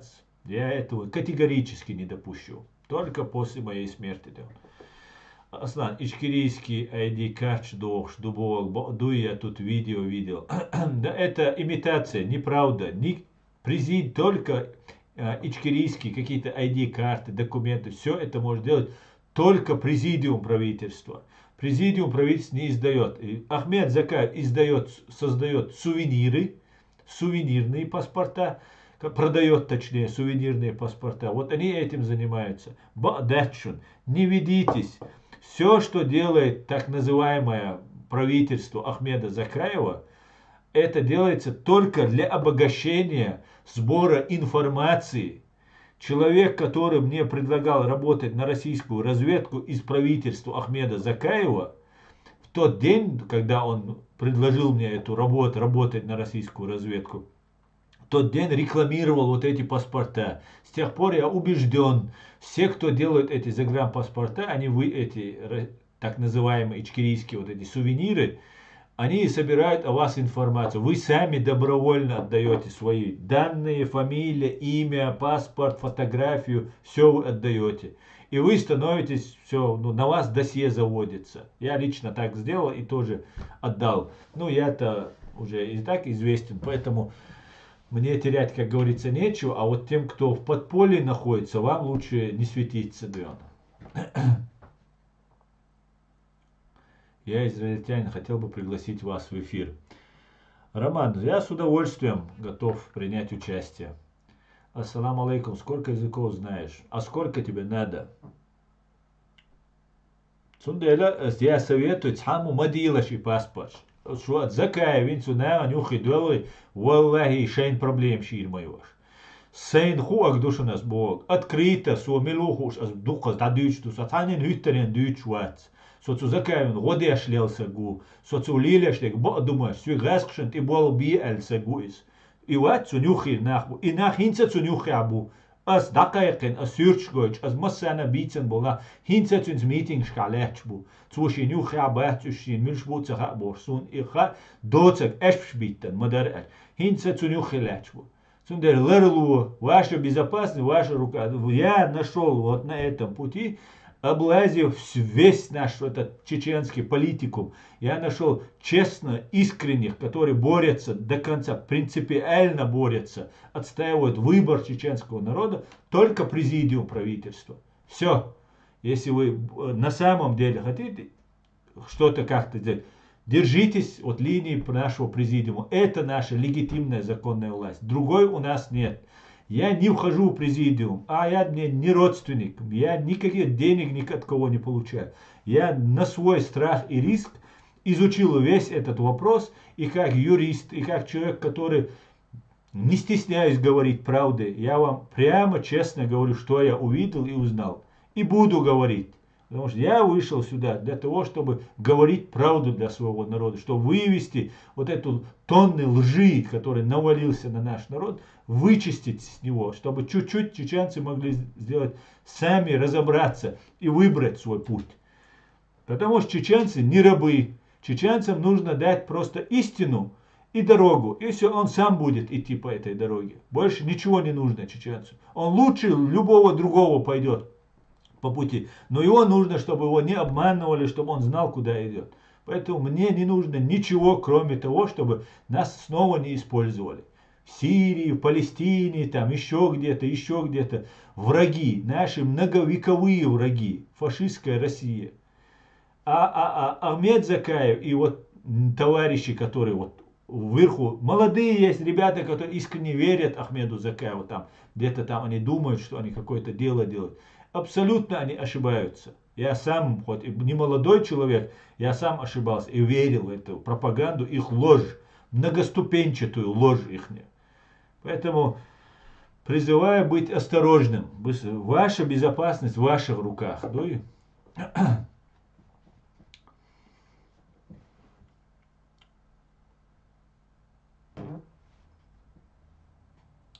Ты думаешь, что Джохар Дудаев и ичкерийцы были бы довольны твоей позицией, деятельностью? Джохар Дудаев, я не знаю, я уверен, что Джохар Дудаев был бы доволен, его супруга Алла Дудаева, я думаю, довольна моей деятельностью. А то, что ичкерийцы, настоящие ичкерийцы, они меня признали своим, понимаешь? Настоящие ичкерийцы, которые не продались, не перебежали, не испугались. Настоящие и смелые, принципиальные, не продающиеся. Они меня признали за своего. Вот я тебе скажу. Ахмед Закаев, вся его деятельность угоду Кремля идет. Это не настоящий ичкериец. Это я ответственно Аслан Арцуев вам заявляю. Из ичкериец. Ватшун. Ватс боос. Я это знаю просто. Валла биллахи ватс. Раскшан ты буал бож. Раскшан далу агдеш. Цен интерес дегдеш. Шин бизнес еш и ахчадокш. Ашу Ахмед Закаев. Чтобы вы знали.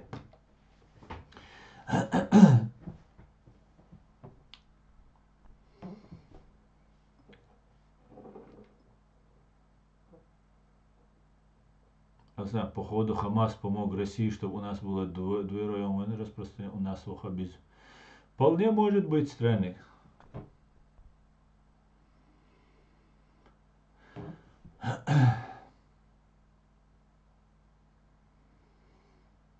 Аслан Зудялин уё. Был когда-то, Дайна, был. Теперь вот ты остался одинок.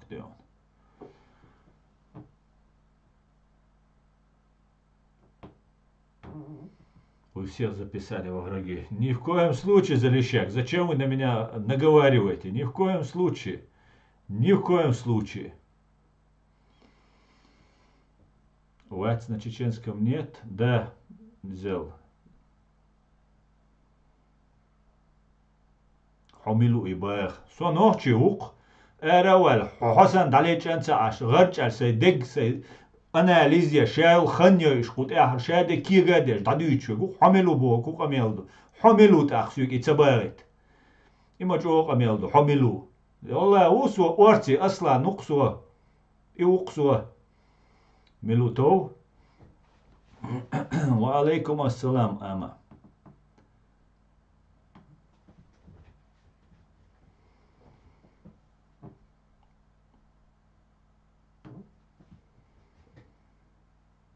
Ночью лац, ночью мот бить. Сарас кима тают тран стрим. Аз бьютек ночью бук. نقول لا هاي بيتر عيه هاي تانا هاي بونكر شو عيه سو بيتر السين لا سو بيتر عيرون سين لوتش عيرون وسو تعي طول عي طول هو دول ها بيتر عيه والله شو بيتر عشو سو ولا مشون سو نوچن يمرتم تغير شون سو نوچ قوم نوچ بچا تنظيم تدي نشونس نوچ قومير نوچ نغير تحسوم اخچم تيتشونس نوچ تيم تميل نشونس سو ميچال يلا نوچ غوديش لي سو например بوس да аулилин сун цага ну айн дюйцеш приблизительно антивичу гушма дуй. Ну да ладно, пойдемте у нас на русском стриме, иногда я тут перехожу на чеченский. Там Дацабаль, война не закончилась, дорогой, война идет. Это вы посчитали, что она закончилась. И теперь начали Кадырову звонить, брат там, Докка Умаров, козел там, брат, давай договоримся, боже. Это вы начали говорить, мы не начали. Мы как были, мы рядовые граждане. Я в политику не лез, я никуда не лез, я простой человек. Я что, ты хочешь сказать, что 300 тысяч или миллион чеченцев, которые живут в Чечне, в России, где-то там, они что, предатели или враги, что ли? А вы из-за того, что при первом выстрелах сбежали. Если вы воины, почему вы живы до сих пор? А? Вы тут рассказываете мне. Я с воинами общаюсь. Они вас в упор не видят, воины. Я настоящих воинов, которые настоящие сражались, они вас в упор не видят. Понимаете? Заходить тут, ты там это, я тут, я воевал там. Вы не воевали, война идет еще.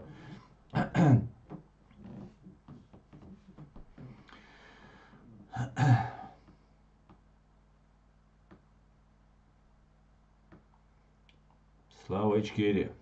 Тайпа милосо, наш хоук, мазар хоуксо, котарюштар.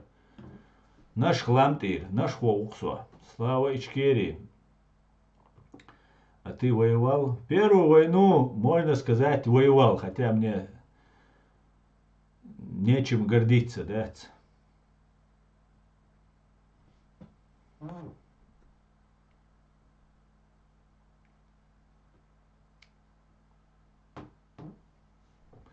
Тебя проверяли, Садей Калош. Ты меня имеешь в виду, Садей Калош? Конечно, меня проверяли. Меня от всех спецслужб, заканчивая всеми людьми здесь проверяли. О чем вы говорите? Конечно, меня проверяли. Асла, не обращай внимания, я уж под Путина и лаиш. Ну, может под Путина, может просто обманутые. Адам. Заходят такие умные, ты воевал, ты там в Питере был, а ты где был? Или ты где сейчас? Война закончилась, что ли? Где ты был?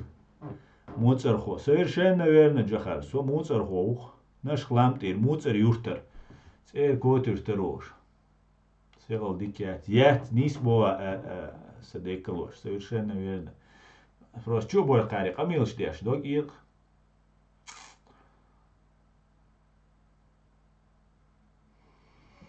Мозор водик на абу закона. Так, у нас стрим на чеченском, на русском. Да, чеченец, вообще, чего шухта, тайпан, вежи духуя. Да, наш хламтир, моцар юшта рухсо.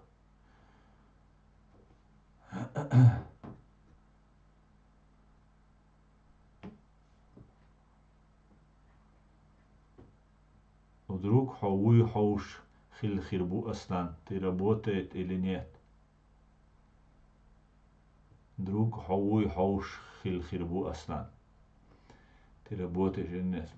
Уже масара, меня уже все проверили, меня сейчас тут проверяют, там, они все прекрасно знают, я уже 4,5 года сижу. Если бы у них был компромат на меня, я вас уверяю, я себе столько врагов нажил, потому что говорю правду, потому что я их всю систему здесь просто вот так развернул и выложил на весь свет белый. И они меня ненавидят просто лютой ненавистью. И они бы этот компромат выкладывали бы днем и ночью бы, они долбили бы. У них нету отцел цаум датсун. Отцел. Россия ли Аллаху мича ли адвокат был меня хайцелариаш, хагасшон вахкацелуш. Спокойно, чеква Аллах. Я могу это со всей ответственностью заявить. Кан мат Россия айчаве гасшон вахквелу. Ваш Европе бэхкам вахкбелак. Почему мне представители Закаева предлагают работать на русскую разведку? Ответьте мне, пожалуйста. Когда я задаю этот вопрос, говорит, ну он же там это и все, и вот расплывчато что-то. Как это так? Это невозможно просто. А оказывается, я не первый, кому так сказали. Потом мне обратились люди, я потом разговаривал с людьми, которые очень информированы. Очень-очень. Я сейчас пока не буду их называть. Они сами назовут себя. С документами, совсем они все представят. Потому что есть у людей документ. Потом, как нас Чеченскую республику везде Ахмед Закаев и его товарищи записывали. Не Чеченскую республику, Ичкерия, а как у Российской Конституции Чеченская республика. И так далее, и так далее, и так далее. Духом ж духуза. Это все выкладывалось президиумом, Аядом и Диговым. Это все известные факты. И мне кажется, здесь отрицать уже невозможно. Можно сказать, что на меня сказать, что я где-то в Питере учился. Конечно, если я не учился бы, я бы не смог бы писать документы, я бы не смог бы разоблачать фашистскую Россию, если бы я не учился. Вот и все.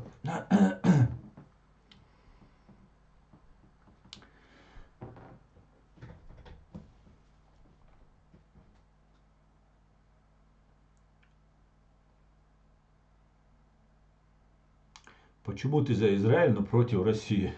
Я не понял твоего вопроса. Мне кажется, фашистская Россия тоже против Израиля. Твоя логика нам немножко хромает, дружище.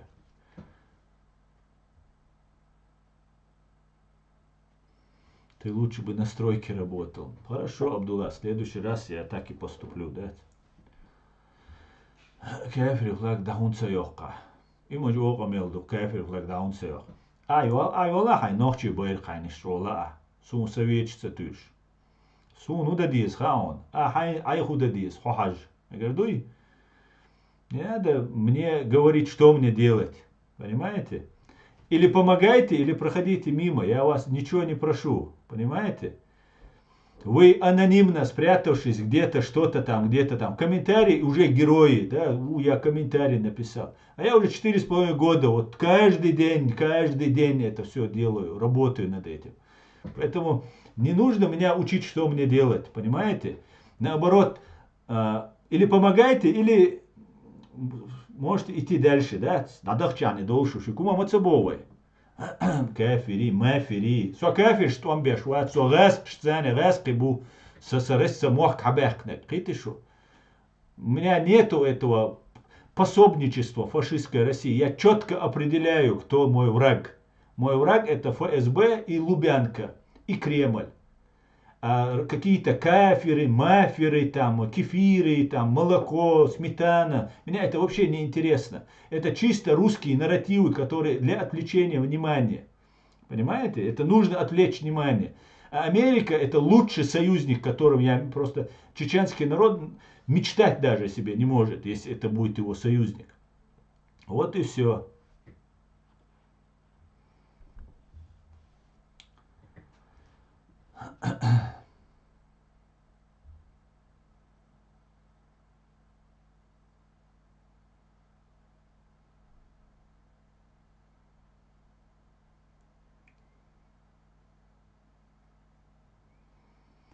Ну да ладно, короче.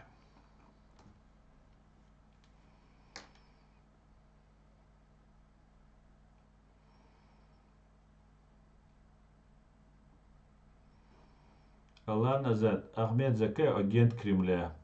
Я в этом, Алан, я в этом убежден просто. Я в этом убежден. И знаете, какая проблема здесь стоит? Дело в том, что есть антикадыровская, внутрироссийская коалиция. Они сейчас объединяются. Это религиозники под видом религиозников, другие третьи. Но они против Кадырова. Они в составе России хотят быть.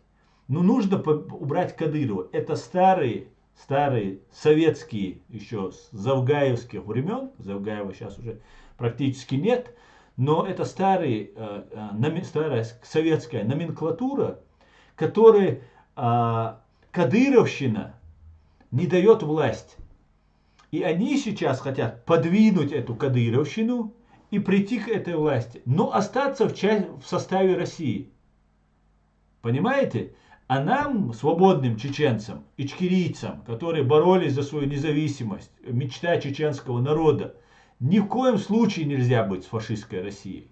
Понимаете? Вот в чем вопрос. И когда кто-то делает выпады в сторону Кадырова, это еще не значит, что этот человек наш автоматический друг. Понимаете? Вот и все. И они все пророссийские. И Кадыров пророссийский, и эти пророссийские. И они просто хотят заменить в тюрьме начальника тюрьмы. Может, этот начальник условия тюрьмы получше сделает. Баланда, может, будет там посытнее, там прогулка на 1,5 часа дольше будет. Там, и так далее. Жилплощадью может обеспечить там своими 2 квадратными метрами. И все. А мы говорим, наш народ, к чему стремился на протяжении 4,5 веков, 4 веков, мы говорим о том, что мы незаконно посажены в эту тюрьму. Что мы не хотим находиться в этой тюрьме народов. Понимаете? Вот вся разница. И все некоторые товарищи, которые прекрасно понимают, куда ведет их Закаев, они подыгрывают Закаеву для того, чтобы они потеряли надежду, что получат свободу и независимость. Свободу и независимость они потеряли, они не верят в это, что уже получат. И они говорят, ладно, будем в составе с фашистской Россией на каких-то там особых условиях, Закаев их там приведет к этому, и их это устраивает. Это тоже предательство. Понимаете? Это тоже предательство интересов чеченского народа. Мы хотим только свободы, полной свободы от фашистской России. И привлечение к уголовной ответственности, мне даже эта свобода без наказания фашистов, убивших 300 тысяч наших граждан, эта свобода даже не интересна. Понимаете? Вот что. К чему я, например, стремлюсь. Мне нужно, чтобы наказали. И все.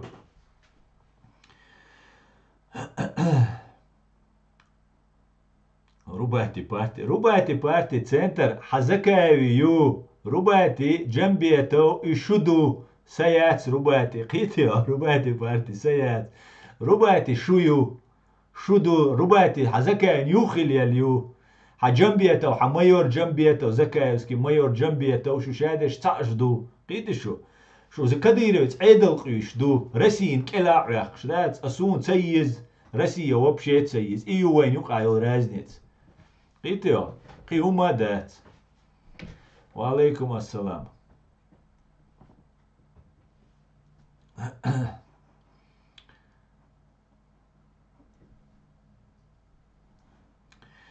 Так, из команды Закаева сбежал тот жирный тип, который предал своих сослуживцев украинцев. Как можно верить в этих людей? Возможно, там есть искренне ошибающиеся, но они опасны. Бюсти Хирасна. Я заметил, с американских своих фильмов упоминаю Чечню. Один из фильмов «Парк юрского периода». Далуизель Сервивал. Жирный не промах, боя. Рашистам стыдно было проиграть. Расистам было стыдно проиграть Ичкерии, поэтому говорили, что за ними стоит США, Турция, Британия. На деле такого не было. Даже сейчас, когда отгребают Украину, они говорят, там работает НАТО. Но сейчас они ближе к истине, чем тогда были, понимаете? Асланчик, плиз, игнорируй смердящих ботов шакалов. Договорились, блуди. Аслан, сун ше заруритол шара, дехкенду зеки паспорт, сун худан дизас. Хума даца диск, сувенир санчуайл да диск. Сегодня Соловьев и другие пропагандисты говорят, что Россия воюет с 51 государствами. Сдай на переработку, хоть польза будет. Мне срочно надо изучить ваш язык. Да, если только с остальным мусором. Мне кажется, проект ИГИЛ был создан мировым правительством. Бред. ИГИЛ был создан русскими террористами. Вот и все. А не обращай внимания, я чуть под Путина, Юилейш. Да, может быть, Адам. Так. Здравствуйте. А есть ли какие-нибудь чеченские спектакли в интернете? Ну, забей, Айдар, в интернете посмотри.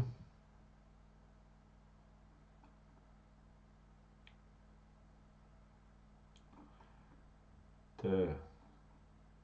Закаев обелить по чубо уложсон. Шей Закаев обелиял курочки на арбушун шей. И волч давай цыга. Да иш кучу дехман сюг язды шу убаляду.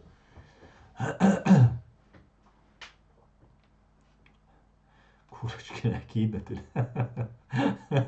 Курочки на разбер кинуть. А думаю, когда им головело. У него эш бутташ. Да того эш буч духшу. Цайвазовец джагар батал цайвазовец. Мастер отцовец батл вообще. Стоит ли ингушане чечне объединиться в одну страну? Ну, посмотрим. Кадырцы это падальщики. Они привыкли, когда падают и грабят свой народ. Наказание наступит, никому не избежать наказания. Закаев трактора не вытащить из Лондона такой там. Знаете, что самое интересное? Сейчас все как бы посчитали, что вот сейчас Закаев будет там избран, и сейчас там на него сделали Запад ставки. Он изображал это очень сильно, что там его поддерживают, там третье, десятое, у него там поддержка народа. А Западу кого народ поддерживает, он будет хоть с кем угодно иметь дело. Мы видели, как Запад имел дело там и с Путиным долгое время, и с Кадыровым в том числе, там, и так далее, и так далее. И некоторые товарищи, которые были так уже, ну, они уже взрослые и старые, и домой хочется, там, и вроде бы там они никого там не убивали, не воевали, там, хочется домой, хочется там, там наконец-то вернуться, там, жить в своем доме, там, это может понять любого человека. Но сейчас как бы такой обман такой вам предлагается, что вот давай за Кадырова смещаем и там заживем. А Кадырова, во-первых, не смещают. Кадырова пока никто не собирается смещать. А во-вторых, вот этот обман, который был, они рассчитывали, что что-то изменится. И таким образом, фактически, вот эти старые, которые вокруг Закаева там собрались, некоторые, не за всех скажу, за некоторых, они посчитали, что было бы хорошо, если бы получилось там, Закаев там поддержали, он вернулся там на коне, с русскими там договорился там с разными Гудковыми, Илларионовыми, кто там еще, Пономаревыми, там, третьими, десятыми. Там. И, увы, ах, засветились все, а Закаева никто не поддержит на Западе, я имею в виду. И не будет Закаев никаким лидером чеченского народа за место Кадырова. За место Кадырова придет либо там же внутри они там своего поставят, либо потом мы придем и станем, наш президиум придет, и мы назначим выборы и выберем себе президента и парламент. Вот как будет. А все, кто сейчас поддерживает Закаева, они все будут выявлены для народа. И мы все видим, кто вы такие. Вы собираетесь, то правда, одна и та же группа лиц вокруг Закаева. Но новых что-то не прибавляется особо, потому что там все знают Закаева, особенно старые, да, знают, кто такой Закаев. Поэтому вот такая вот получилась казуистика, да, вроде бы как бы рассчитывали, а вот, увы и ах, не получилось, да. Орти Аслан Оса, центр дем. Орти Аслан Он.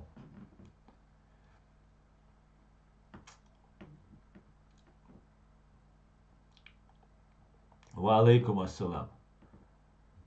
Ва алейкум ассалам.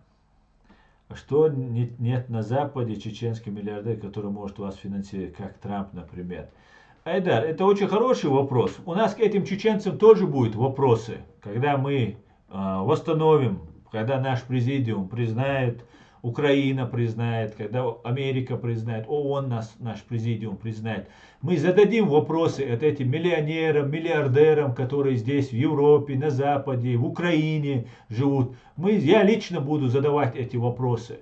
Где вы были, дорогие мои? Почему мы находились там в плачевнейшем состоянии, а почему-то вы ничего не делали?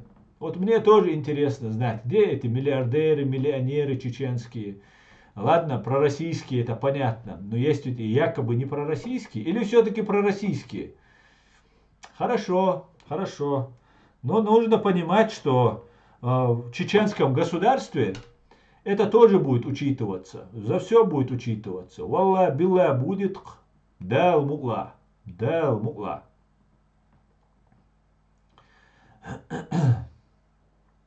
Ахиллес, договорились.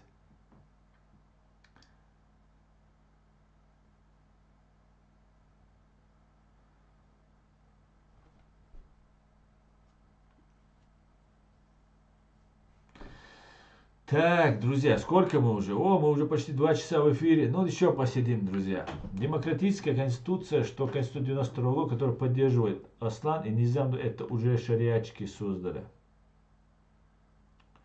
А Низам 2002 это шариатчики. Да, совершенно верно.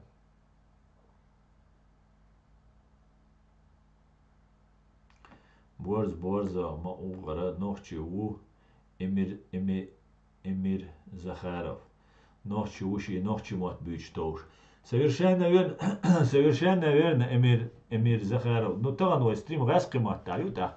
У нас есть пословица, да, такое выражение. Человек, который знает один язык, это один человек. Кто знает два языка, это два человека. Три, это три и так далее. Поэтому так получилось, что я знаю еще русский язык, поэтому могу изъясняться и на русском языке. А так я провожу и на чеченском, и на русском языке стримы.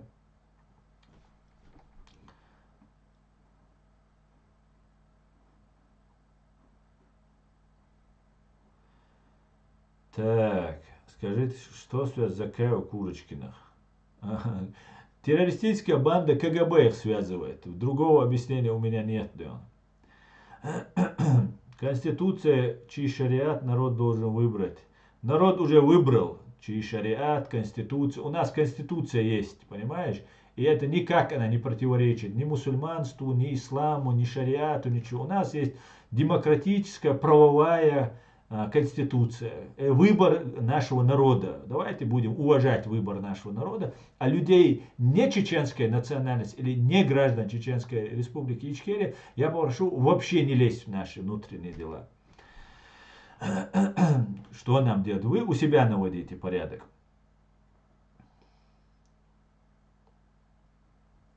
В Чечне промывают мозги, как и другим людям в России. И как бы они, если бы они как русские. Я ничего не понял. Просто жил в общаге с чеченцами, очень добрые и преданные люди. Думал, богатые вам помогают. Нет, не помогают, нам не помогают. Богатые беспокоятся о своих деньгах. Им главное, чтобы их бизнес, их деньги, их не преследовали, их там не забрали у них эти деньги и так далее. Ну ничего. Ничего, за все мы все припомним. Это трудное время, геноцидное время, как над нами вот это все творилось. Никто нам не помогает. Лично я могу сказать за себя, мне никто не помогает. Ну, в финансовом плане, кроме моих подписчиков там, кто-то если пришлет. А знаете, воины, которые так хвастаются, пусть приедут в Израиль, покажут, накажут, что они себя представляют. Я горский еврей, чеченец по кличке Хорсум, Уэйлат, Кичдух, пусть приедут. ЗСУ, ты горский еврей, что ли? Сон анохчи умаметтер. Оказывается, ты горский еврей. Ясно. Да, пусть приедут. Не надо им никуда ехать, и никуда они не поедут. Не надо там.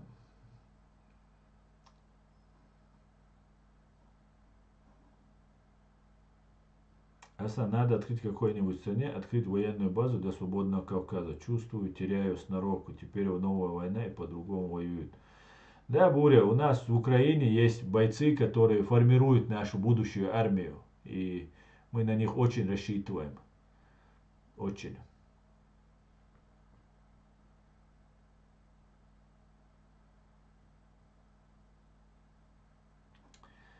Так.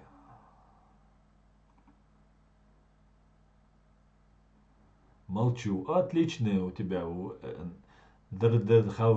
как-то там отличный выбор, правильно. Если ты не гражданин Ичкерии, пожалуйста, не лезь в наше дело, и ты молодец.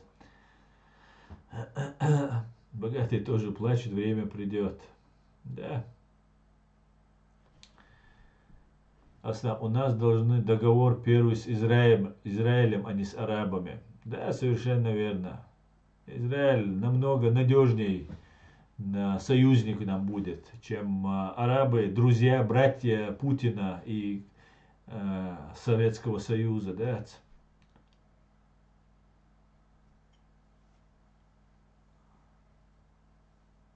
А у вас гимн и слова гимну есть? Конечно, есть. Забей в Google, там все есть.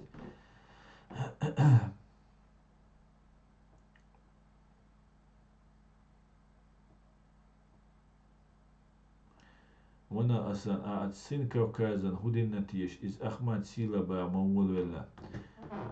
Борз, из Ахмад Силас и Уя Хушдарис. И Сунцу наещешхена. Вы мне верите мне, да? Ну, по крайней мере, некоторые мне не верят. И начинает, он на ровном месте выдумал, абсолютно ложно про меня, начал лгать, абсолютно распускать слухи.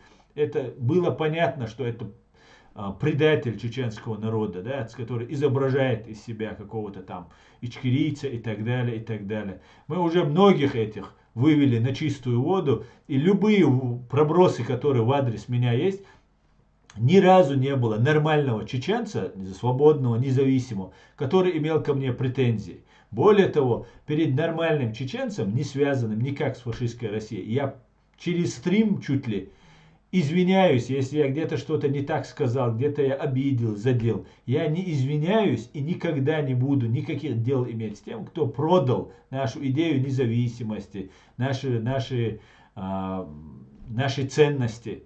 А вот этот сын Кавказа или вот этот султан Типсуркаев такой есть, да, чувак, который тоже сейчас смыло его сейчас, да, вот эти люди, которые совершают на меня нападки, ну, есть там полезные идиоты, там некоторые, да, которые тоже думают, что надо на меня совершить нападки, и что таким образом, ну, и кто-то их подначивает, там, рассказывает, что я враг какой-то. Такие тоже есть, нужно тоже понимать это.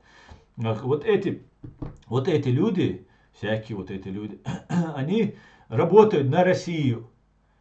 Подавляющее большинство, которое вы сейчас видите в ТикТоке, вот эти сидят новые, одновременно появившиеся блогеры, это цеховики.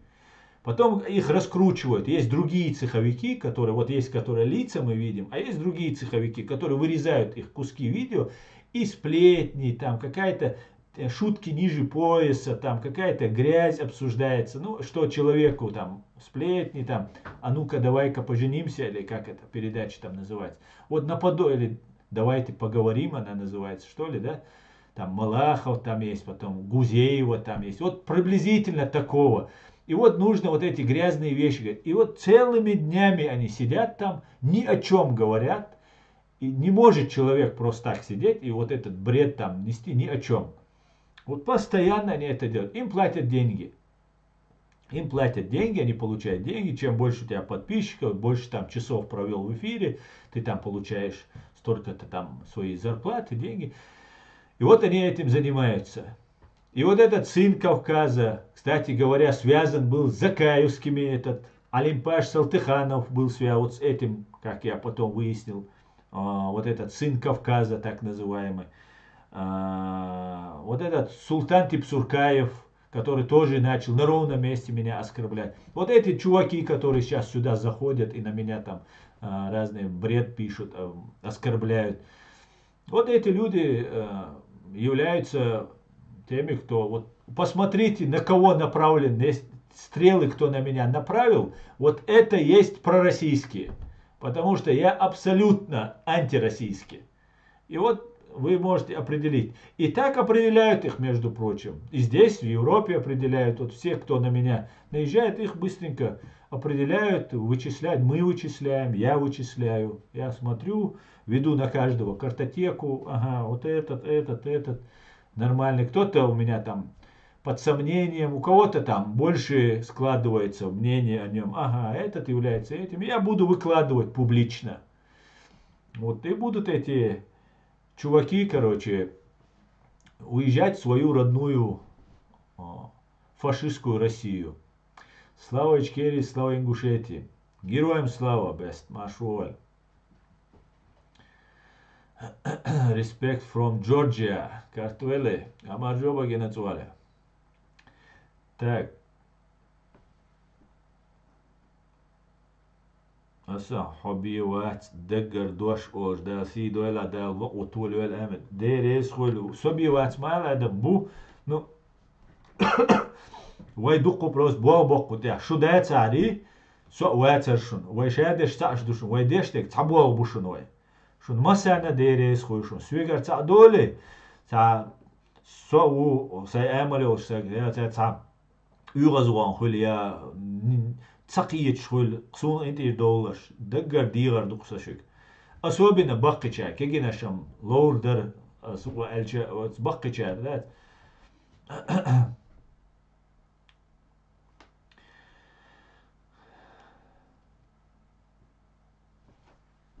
Все эти активисты вроде Курчик хотят заменить Кадырова Закаевым. Все эти активисты... Да, совершенно верно. Вот у них мечта такая. Мечта заменить Кадыровым Закаева. Да, да, Аслан, да, и знаю чеченский язык. У ЗСУ, молодец, круто.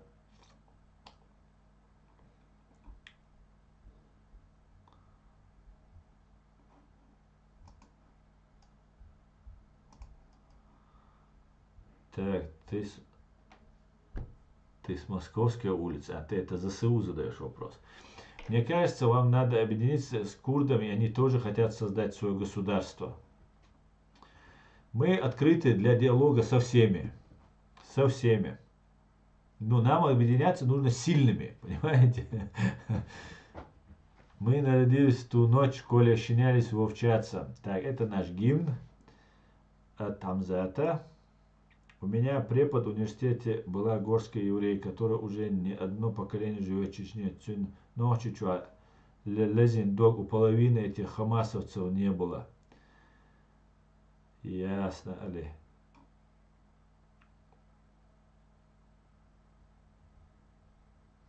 Если пройдет все благополучно, вылетая первым рейсом в Украину, пока чуть проблему улажу брать.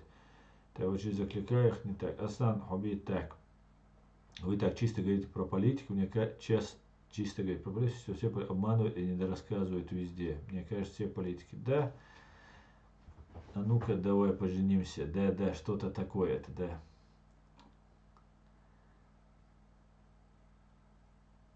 Так. Асланян Невзоров, латынно просто выявили свою сущность. Справедливый человек, эта сущность давно была известна, что там уявляет.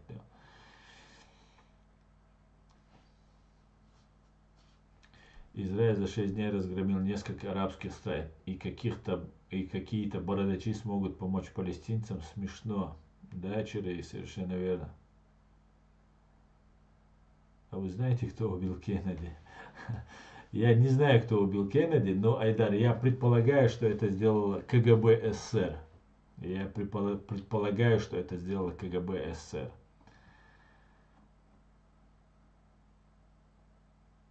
Надо налаживать дипломатические отношения с США, Великобританией, Германией. Совершенно верно, демократ. Аслан, сохрани нахлебников, с ними тоже разберемся. Они запоют по-другому. Аслан, перед каждым стримом кушай жигалнаш. Договорились.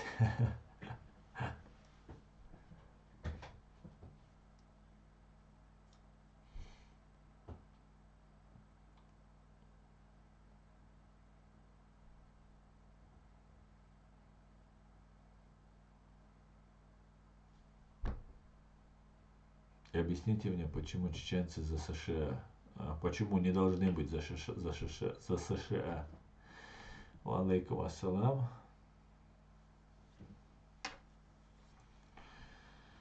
Аслан, я человек военный. И мой отец, его отец, все, не хочу говорить тут как и где, как мы все это видим, но обещаю одно, мы, Израиль, поможем вам, и у вас будет самое из самых лучшего оружия. Аллаху Акбар. ЗСУ, я надеюсь, это не просто слова, но то, что ты говоришь, если это не просто слова, это для нас, знаешь, как ценно. Даже просто эти слова, даже если. А если это не просто слова, это будет. Спасибо тебе большое. Спасибо тебе огромное. Нам очень это нужно. Нам нужна помощь от Израиля, от США, от Украины, от Великобритании, от Германии. Нам нужна помощь. И мы благодарный народ. Мы верный народ своему слову. Мы вам это гарантируем. Навеки вечное просто. Мы своим детям, внукам будем говорить. С кем нужно быть братом, а с кем не нужно быть братом. Поэтому это для нас очень ценно, то, что ты сейчас говоришь. Спасибо тебе.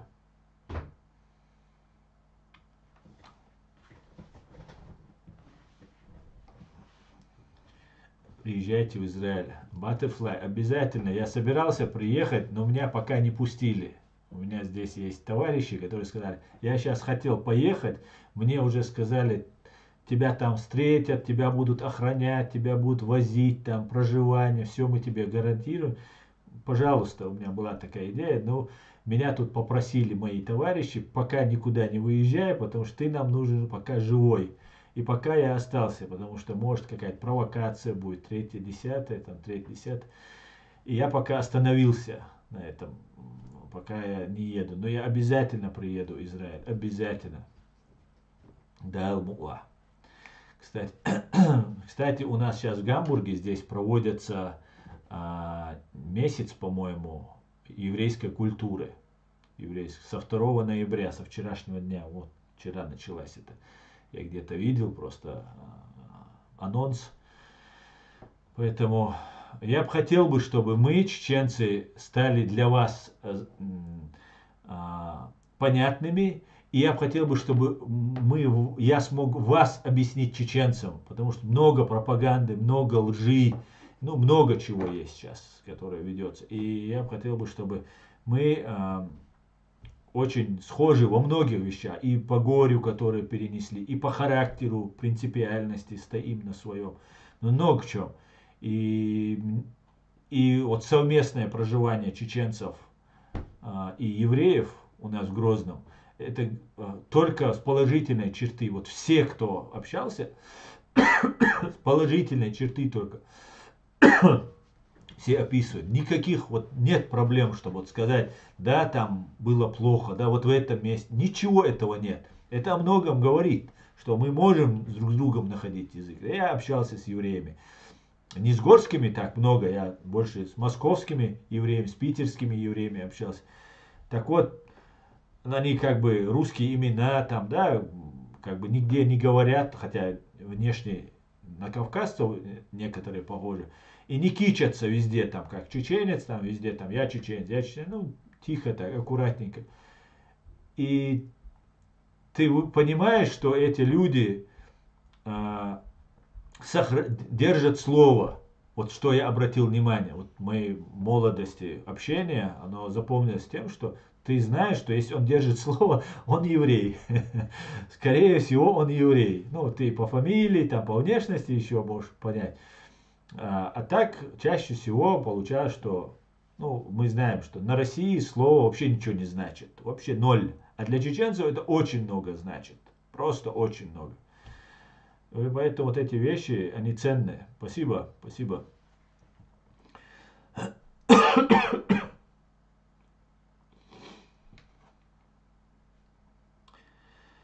Асна, как твой лозунг для Кавказа «Свобода, равенство»? Как такой лозунг для Кавказа? Свобода, равенство, демократия. Отличный, отличный лозунг. Кеннеди убил красноперый Конторский, засланный совком.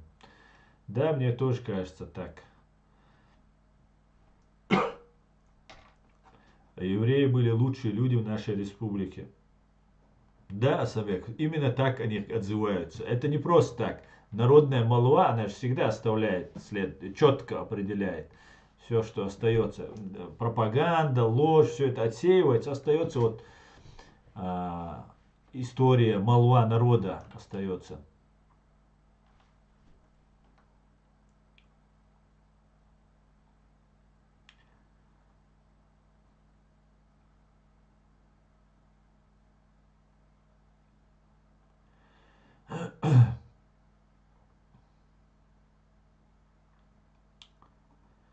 Мы не забываем благое, вы понимаете, о чем я все не буду говорить. Придет тот день, когда мы вместе сделаем это, и ни одна собака нас не сможет остановить. Да, Алмула, ЗСУ. Да, Алмула. Мы тоже не забываем ЗСУ. Никогда. Спасибо вам. Прими на пару вопросов. Напиши пару вопросов. Появление домах звезда Давида на Париже. Появление на домах звезда Давида. Да, Мустан? В Париже так сейчас, да? Живу в Чечне, поддерживаю Израиль, и никто мне ничего не сможет сделать. Путин, ла-ла-ла-ла-ла-ла, с ником человек говорит. Молодец. Канто, только не говори, что ты живешь в Чечне. Не говори, не надо. Я понимаю, что ты хочешь показать евреям, что из Чечни ты, находясь в заложниках, это говоришь. Но не говори, здесь опасно говорить, потому что все мои каналы отслеживаются, и у вас могут возникнуть проблемы.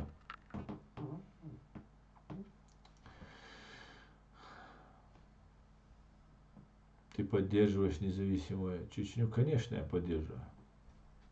Alright, وصلبوية صاموحوي صلبوية.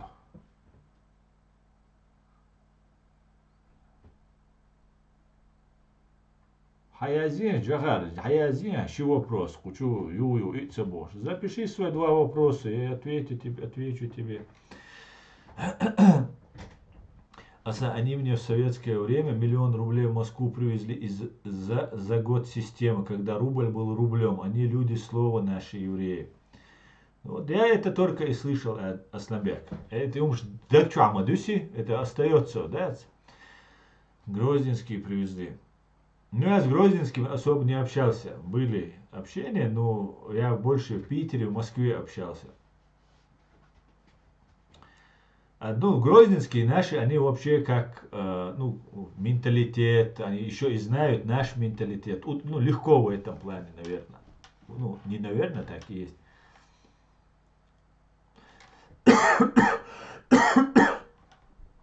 Я в Дагестане тоже поддерживаю Израиль. Правильно делаешь, справедливый человек. Правильно. Я могу еще посидеть, друзья. Могу уже все. Ашмоле.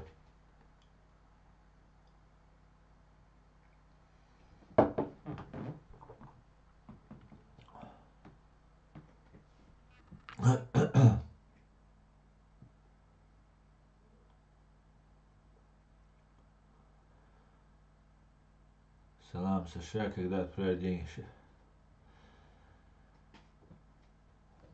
noch kein Sauer zu Deutsch. Wo Jagar, wo hasha аватарки ахир версу. Аватарки, что страшно, да? Что мощно выше аватарки, да?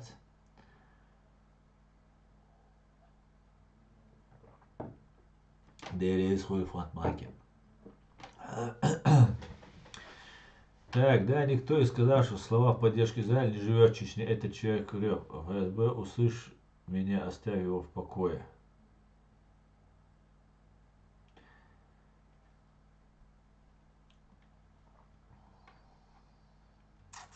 Der ist wohl Амзат. Поздно уже, Асан. Да, реально боюсь за него.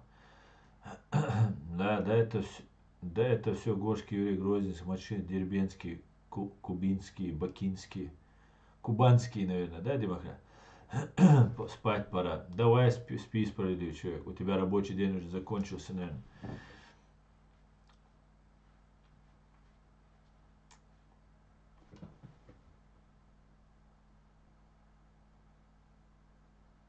Алейкум ассалам, Ичкерия.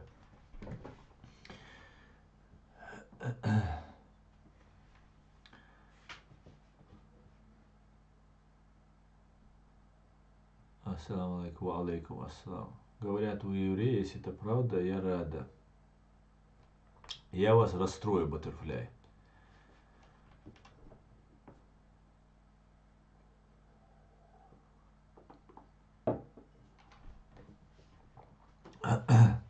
Асан, недалеко от нас жили горские евреи, несколько домов сельские, один общий двор. Они жили как местные, но сейчас они уже в Нью-Йорке, там создали диаспору и ведут бизнес. Нам есть чему научиться. Супер.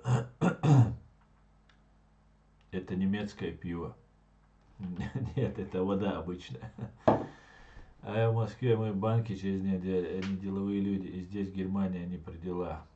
Да, ну знаешь, здесь, Азамбек, я тебе скажу, здесь евреи есть очень пропутинские, очень пророссийские. Просто я сегодня поругался с одним человеком, у него мама еврейка, папа, он говорит, русский. Он до сих пор и похож на еврея, все такое. Сегодня он заявил, что он за Путина. Я говорю, ну он же, вот, нападение было, 1300 человек убили у вас, женщин, детей вырезали в Израиле. Он говорит, мне все равно. Я говорю, ты же еврей. Ну, я еврей, говорит, но я за Путина. Я говорю, ну он же убил еврея. Ну, я говорю, ну хорошо, ты тогда русский. Как хочешь считай мне, говорит, я все равно за Путина. Представь? Я говорю, тогда смотри, в 99 году Путин русских убил. Как тебе это? Он говорит, ну, что-то начал, но я уже начал кричать, и уже я его не слышал.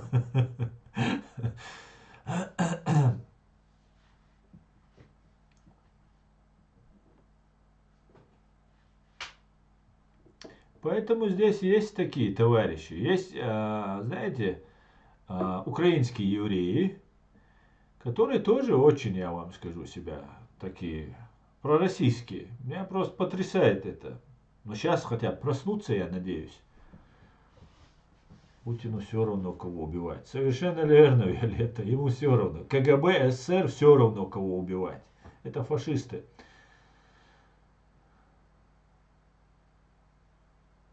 Aztán Dzsambietos streamját csószögettés var, ájédi kanalcsur bērs milsbubos. И ху канал тут есть. Телеграм-канал Чадык Боя.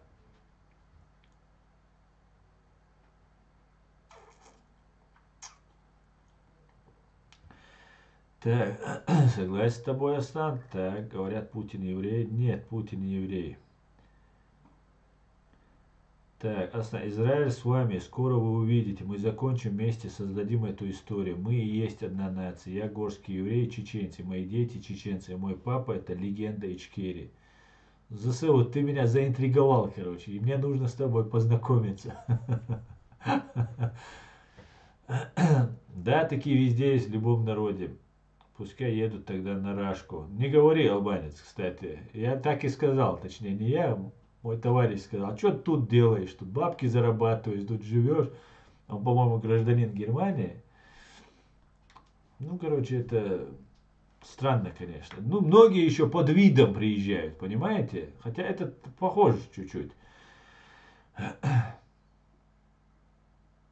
Мне кажется, человек может быть и евреем, и русским. Я татарин и армянин. Не армян, а армянин тогда, Айдар. Нет, может, конечно, я ничего против не имею. Я имею против того, что поддерживали террориста Путина. Вот что я против. Я не против русских, этнических русских, никаких проблем, никаких вопросов. Если он не имперец, если он не хочет мою страну сделать своей страной, Украину сделать своей страной, у меня вообще нет к нему никаких вопросов. Я к нему отношусь так же, как с уважением. Мне русские люди, настоящие русские, мне помогали в моей жизни. Я встречал хороших русских, отличных людей я встречал в своей жизни. И если я говорю только лишь об имперцах. И неважно, чеченец это, кадыровец, имперец, или еврей это, или русский это, или папуас. Вот я как делю людей. Мне остальное абсолютно не может быть хорошей нацией или плохой нацией. Абсолютно согласен. Нация Путина это КГБ. Да, совершенно верно. Его трактором из Германии в Россию не затащишь. Конечно, не затащишь. Он здесь родился, вырос, здесь гражданин. Конечно, не затащишь. Ну, может, и гражданин России тоже. Не знаю. Особенно сдалека же хорошо любить Россию, там, Путина, когда ты все прелести вот этой КГБшной жизни. Пожил бы он там, поработал бы в бизнесе, побыл бы, тогда бы он быстро понял бы, с чем он связался.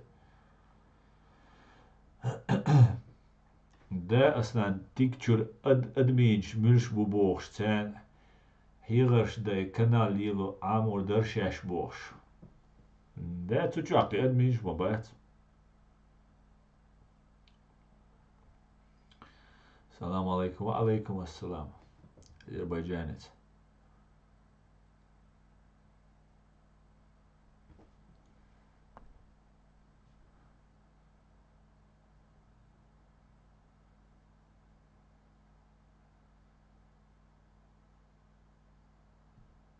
Слава Америке. Господи, благослови Америку. У некоторых разрывается просто, да, некоторые части тела, когда я так говорю. Израиль сила. Юзер, трудно с тобой спорить. Говоришь Хамас, подразумеваешь Путин. Совершенно верно, Виолетта. Совершенно верно. Я обожаю США, говорит. Классный он. Основа Россию за границей хвалить хорошо, но никогда за ней самой, ну никогда. Совершенно верно, демократ. Я долго за вами наблюдал. Вы человек искренний, но как я сказал, мы сделаем Чечню так, что сами ангелы будут завидовать. Договорились, ЗСУ, договорились. Я молодой, Аслан. Я познакомлю вас с отцом. Договорились, ЗСУ. Мой WhatsApp есть под каждым видео в YouTube. Пожалуйста, буду рад. Буду рад. Мне кажется, вам надо взять опыт Эстонии, маленькая страна, 1,5 миллиона, самая богатая страна из бывших стран СССР. Спасибо за совет. Как раз его нам не хватало, будем иметь в виду. Такие русские очень много сидят на Западе и говорят гадости про Запад. Те же русские информслужбы BBC. Иногда даже соприкосновение с реалиями России не лечит. Знаем мы одно русского, который сидел за исполнение песни, просто на Руси из головы не вышел. Далее. Вы слышали, Илон Маск неожиданно стал на сторону Палестины. Не знаю, я не слышал. Мне кажется, про Илона Маска много еще там сплетен распускают.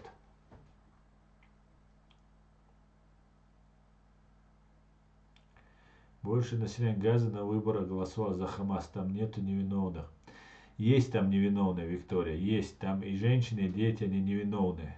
И поэтому да, голосовали. Да, это трагедия этой группы арабов, или там, я не знаю, кто там, разные говорят, там вот эта группа лиц, это их трагедия. И я думаю, я надеюсь, Израиль достойно, чтобы в будущем ничего нельзя было Израилю сказать, чтобы вот эти видео, фото, кадры, которые сейчас и с пропагандой, и с ложью, потом, чтобы вашим детям, внукам, чтобы это все не показывали, и чтобы избежать вот разных вещей, следующей эскалации. А я сейчас уверен, все сейчас закончится, дай Бог быстро, дай Бог с минимальными жертвами и так далее, и так далее. И вот тогда, чтобы потом стал нормальным государством, чтобы никто не мог обвинять Израиль в жестокости, какое-то нарушение международного права, там, ведение правил, обычаев войны. Невероятно, конечно, больно смотреть все эти кадры. Война есть зло. На земле, если самое страшное, что это война. Я знаю, это не понаслышке. Поэтому хотелось бы, чтобы быстрее все это закончилось. Так, все, понял, Астан. Договорились, ЗСУ. Договорились, Эдам. Дякую, Максим, всем дякую. Мне кажется, главный враг мира это леваки, люди, которые хотят все поделить и приравнять всех. Но леваки, не знаю, я считаю, главный враг человечества это террористическая банда КГБ. Да. Астан, насколько безопасно писать к вам в WhatsApp жителям Кавказа или строго под виртуальной симкой стоит писать? Лучше не писать мне, потому что из России лучше не писать. Так, неправильно смотреть на голосование там, где буквально люди с оружием гребут свои деньги и следят за каждым словом. Глупо. Я уже не говорю про фальсификацию. Большинство из них невинные люди.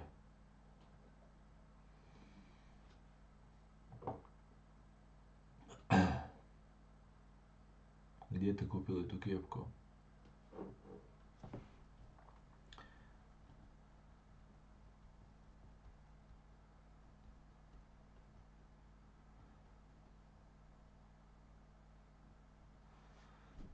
Так. В прошлом, когда Европа и США выделяли деньги, то Хамас выдавал палестинцам, и поэтому за них голосовали. Да, конечно, на самом деле там столько вот этого всего набралось, столько за эти многие десятилетия. Ну, будет все хорошо. Да, Алмула. Да, Алмула. Друзья, я, наверное, закончу свой стрим. В Европе есть ресторан чеченской кухни. Google помощь, Айдар, не знаю. И на этом я свой стрим закончу, друзья. Я думаю, завтра или в воскресенье мы увидимся, услышимся на чеченском языке. Всего самого хорошего. Слава Украине, все будет Ичкерия. Господи, благослови Америку. Адикюэль маш и мира, скорейшего мира Израиля. Всего самого хорошего, друзья. Адикюэль маш бюсле галель.